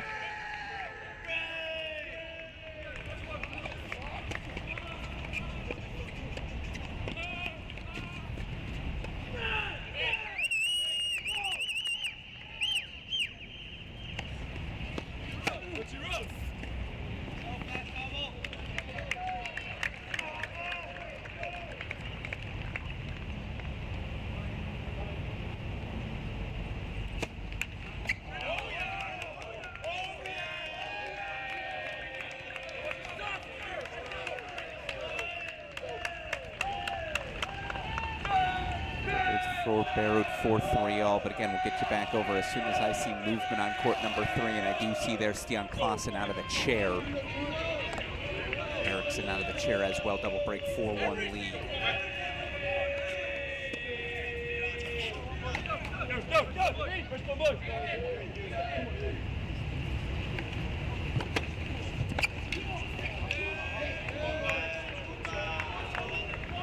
Goes two to the side. Action. Actually, you know what? We're going full screen. Nope.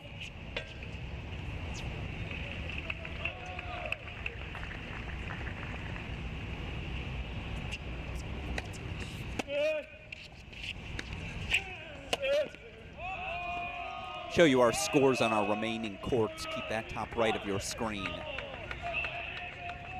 Harvard able to get back to the deciding point, as you see. Alciunas looks like he will indeed force a third set, but this is the spot. This is the one. Can senior Stian Klaassen, he's done so many amazing things. Can he find one more rally?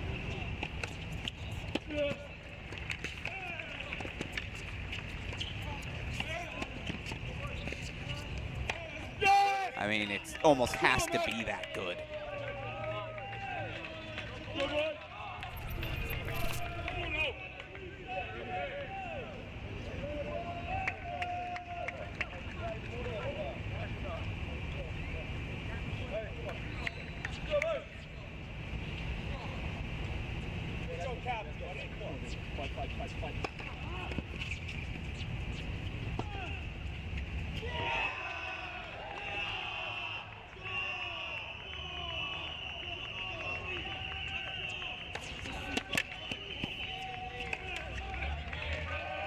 Crisp, just crisp execution.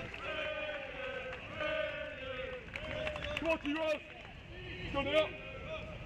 Come on, man. Keep kicking, boys.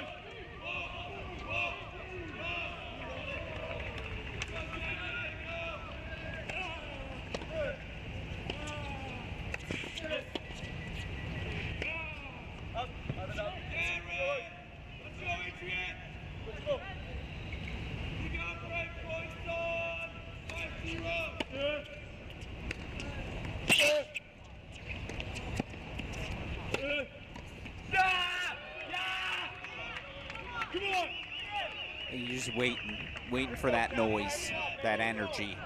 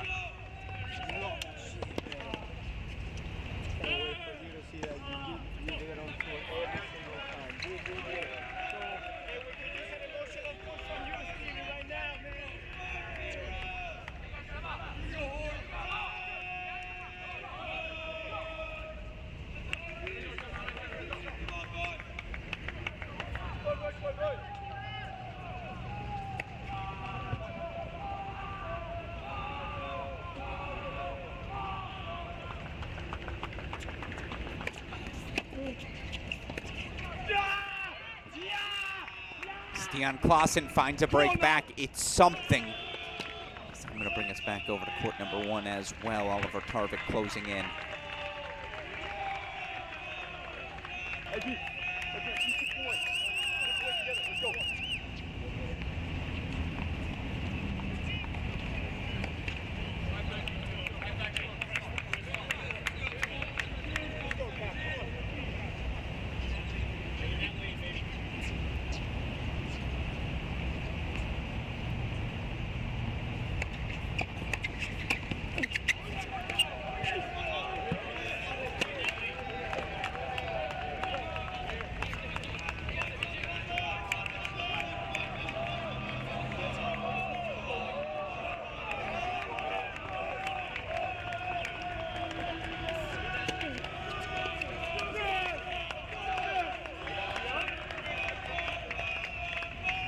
Come on, man. Come on, man.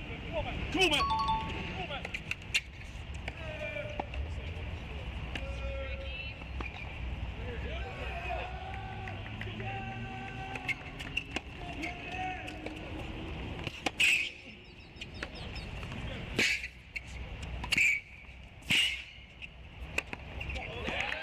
Not yet.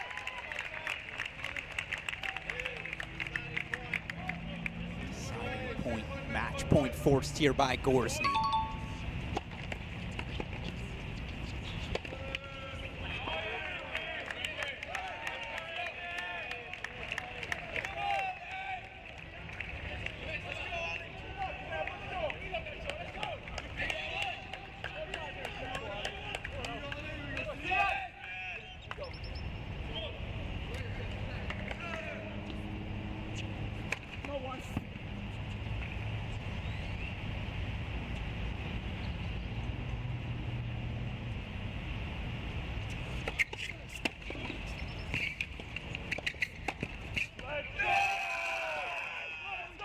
If it is his last one, he gave us one more performance to marvel at. Senior Oliver Tarvin, 6'4", 6'3". Torero's on the board, but we'll show you where things stand now in our remaining matches. Courts 2, 3, 5.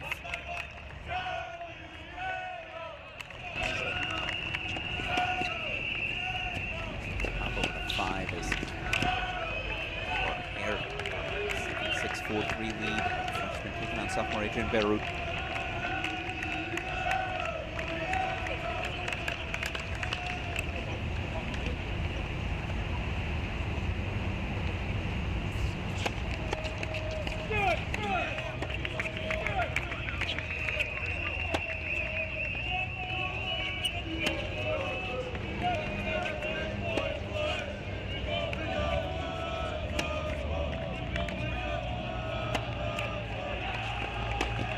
Set point Balciunas.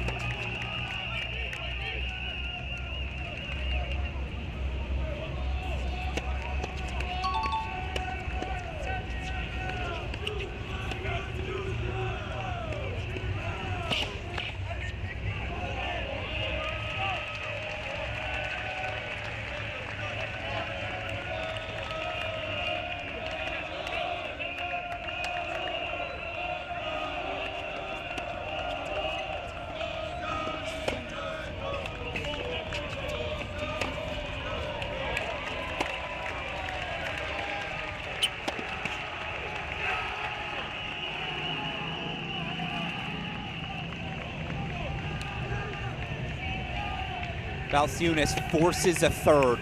Maybe that Tarvin, maybe that can serve as a catalyst. We can only check in on that one again if we need to. Elbow fault off the racket of the senior Clausen, so deciding point coming up. How's this for a spot?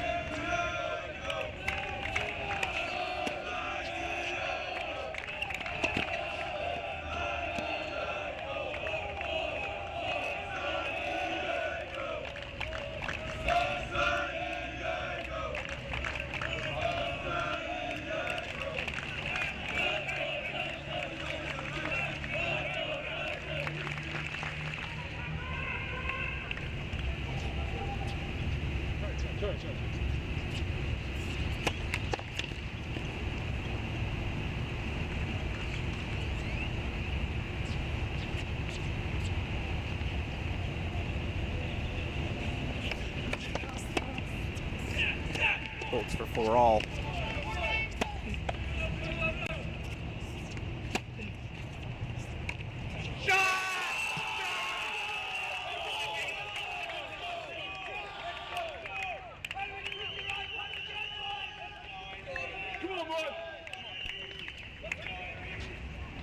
Ain't over yet as we pop over to court number 5.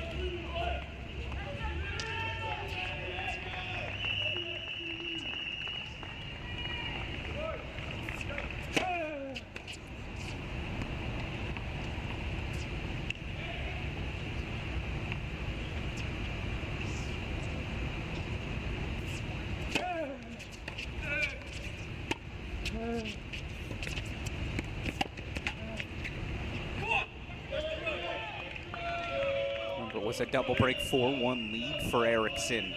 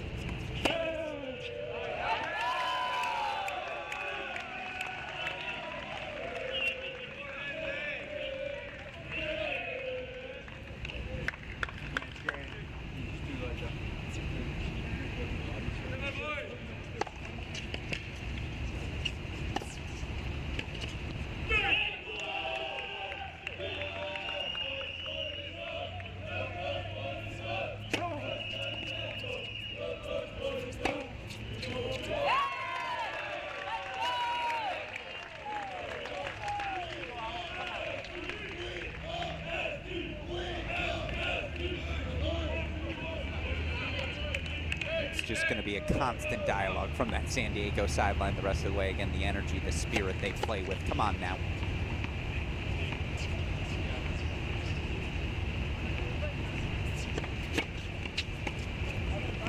Yeah, who would you rather be? I think the answer is pretty clear as Forhair just keeps firing first serves. Any point chances for 5-4.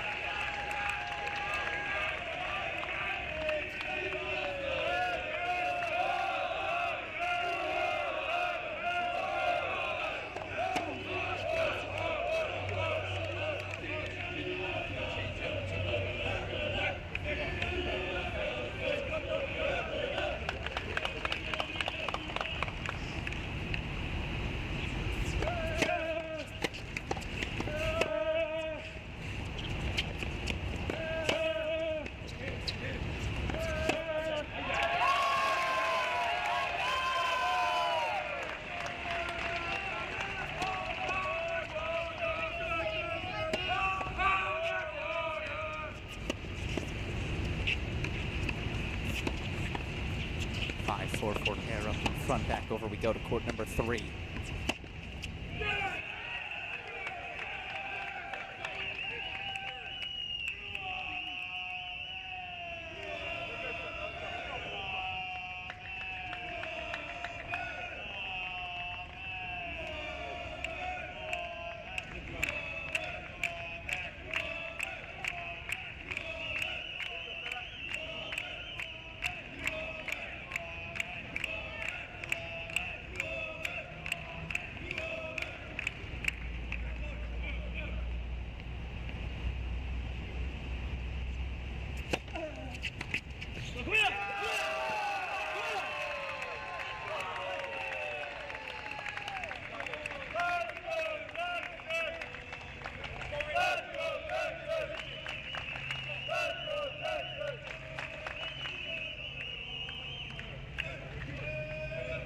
See Forhair out of the chair. Erickson 30 all here. We'll go back to a split screen.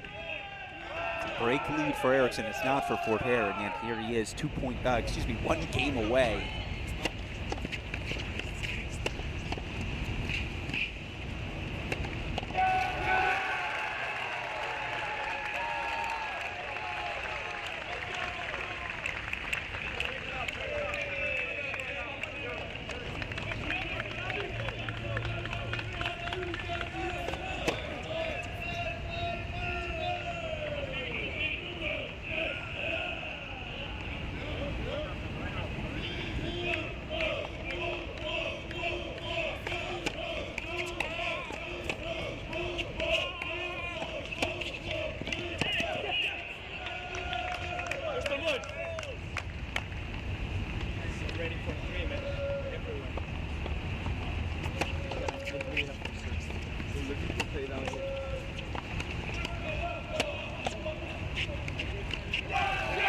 Erickson holds for 5-3.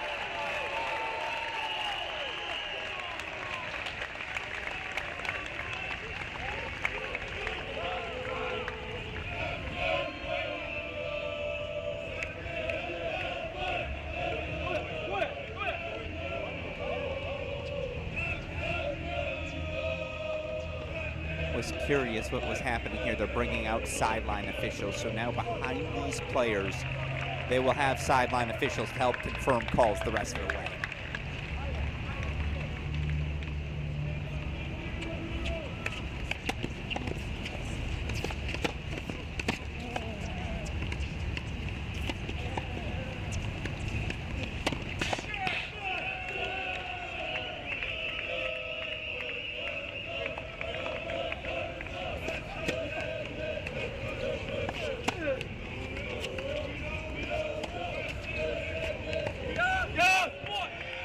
Barrett just keeps stepping up to the line unfazed.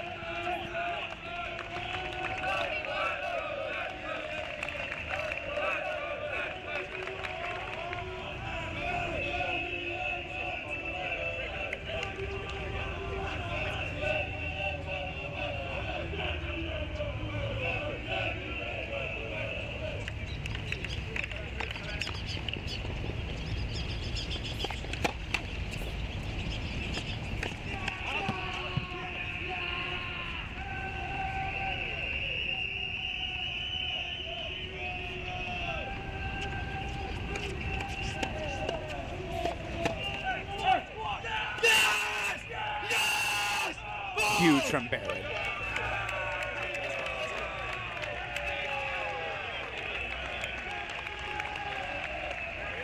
So we go full screen to see now on court number 3. Can Stian Clausen keep his Toreros alive? Or can Sebastian Eriksson send Texas back to the final site?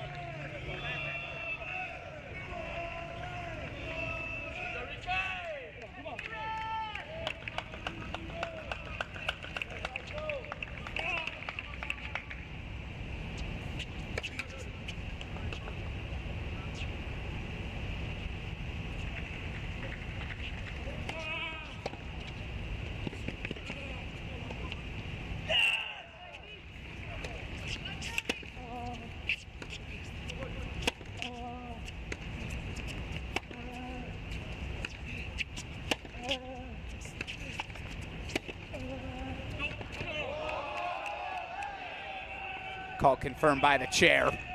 Eriksson looked for the double hand downside and didn't get it, so game point chances to extend things. As by the way, Barrett's at love 30.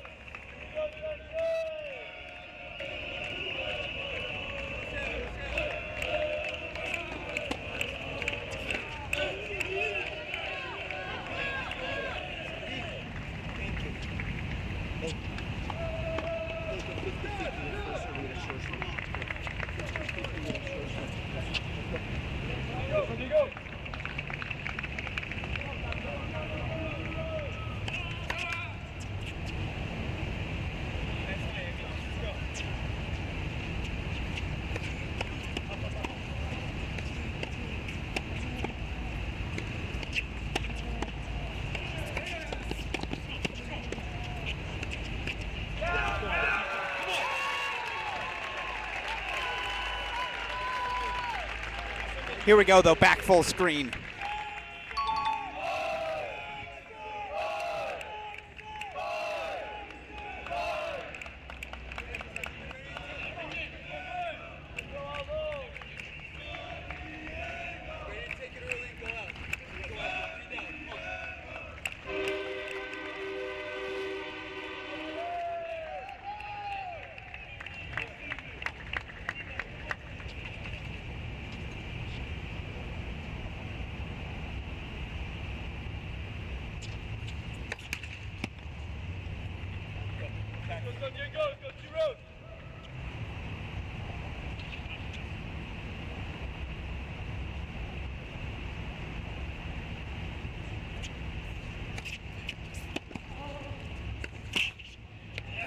Not to be. Match point fought off. We race over as Forhair fights off a break point. Deciding point coming up.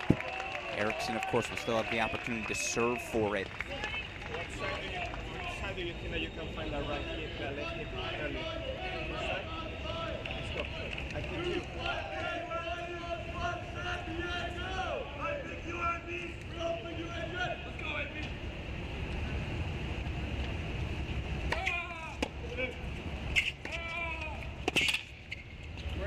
Clutch.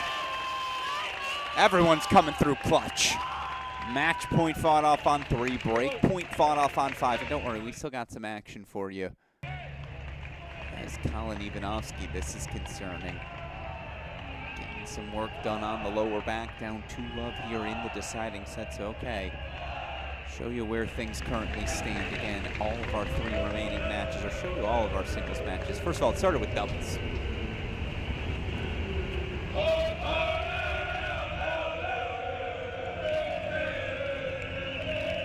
Dominant performance, of course, across the board from Texas. And show you again in singles, 5 first sets in that big swing, almost simultaneously tie breaks on 2, 3, 5, all the way of the Longhorns. That will now be UNC sophomore Sebastian Erickson, back from injury, serving to send the Longhorns to the quarterfinals.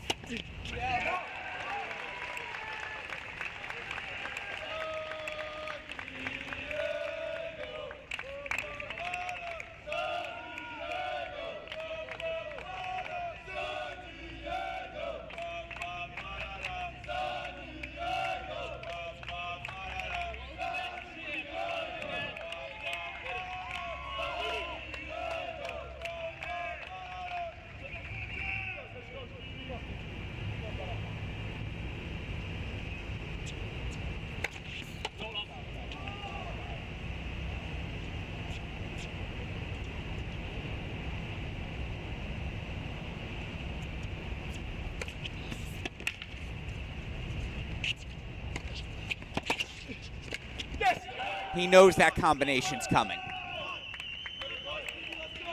Kick serve to the backhand, sprint to find the first pass. He's made a living with that combo.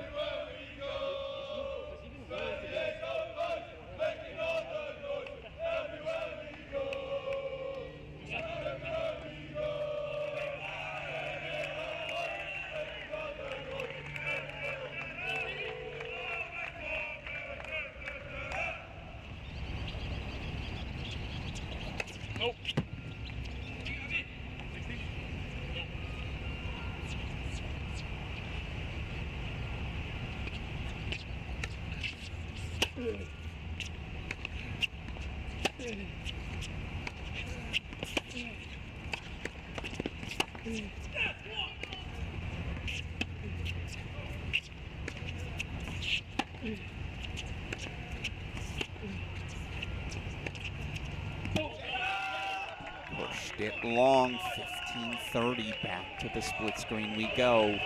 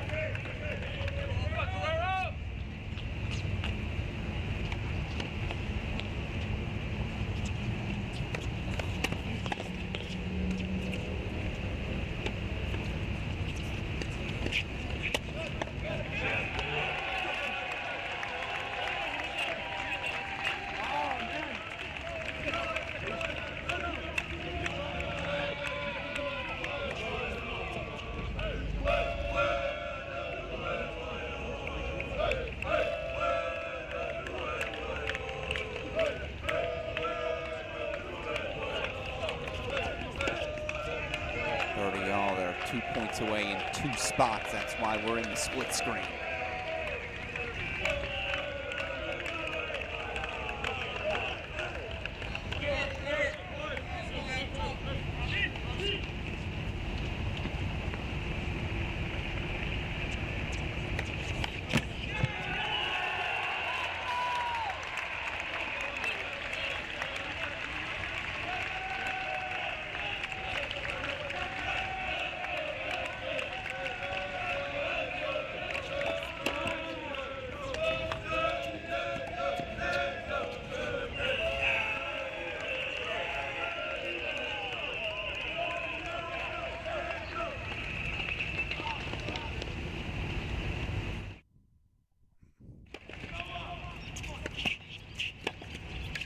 Unbelievable.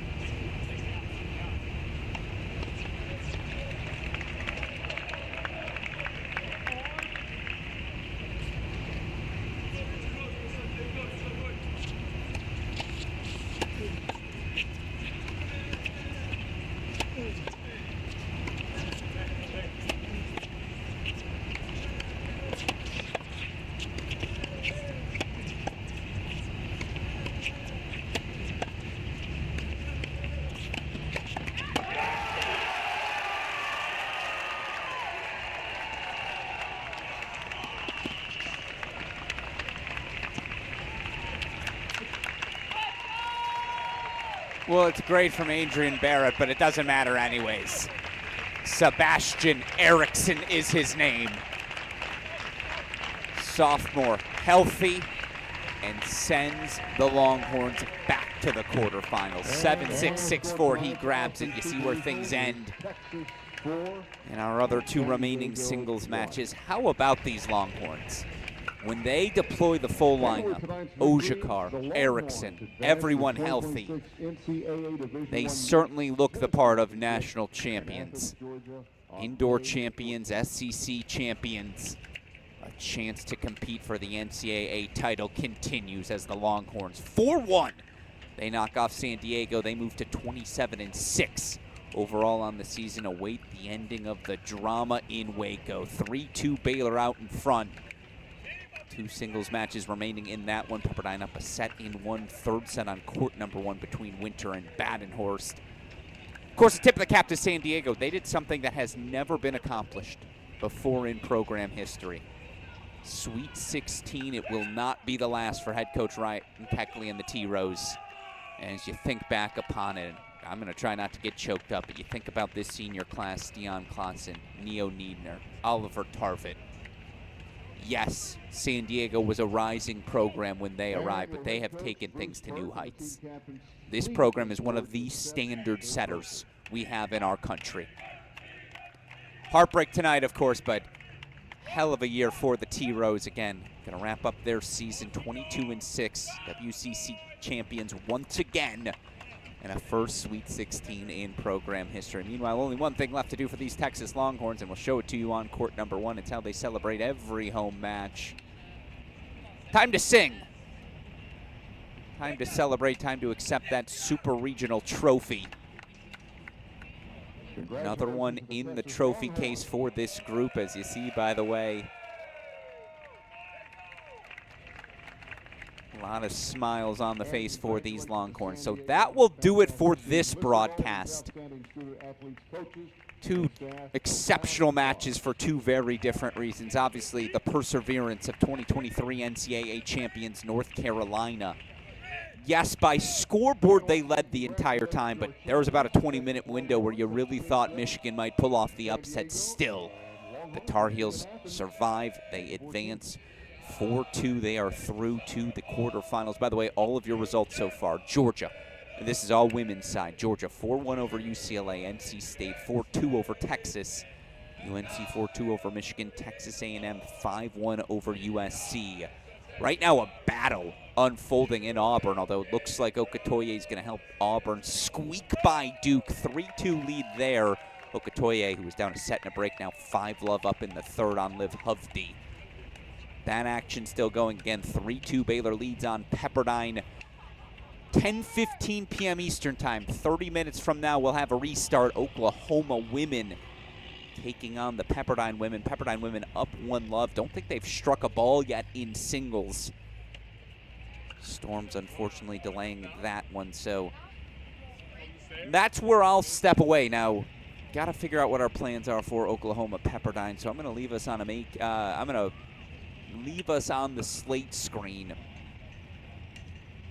Figure out what our plan is moving forward, and then of course we will get back to you with that final note. So stick around. Now, go check out Baylor Pepperdine, but we'll have Chris Halioris give an announcement when that Oklahoma Pepperdine match on the women's side resumes. That said, we got more action tomorrow. 2 more matches on the board. It's the home stretch of the 2026 college tennis season. Appreciate all of you who are joining us here on the Cracked Racquets YouTube channel to enjoy it. Texas 4-1 through to another Elite Eight. Don't go anywhere, folks. You're watching Sweet 16 coverage of the 2026 NCAA tennis tournament here on the Cracked Racquets YouTube channel.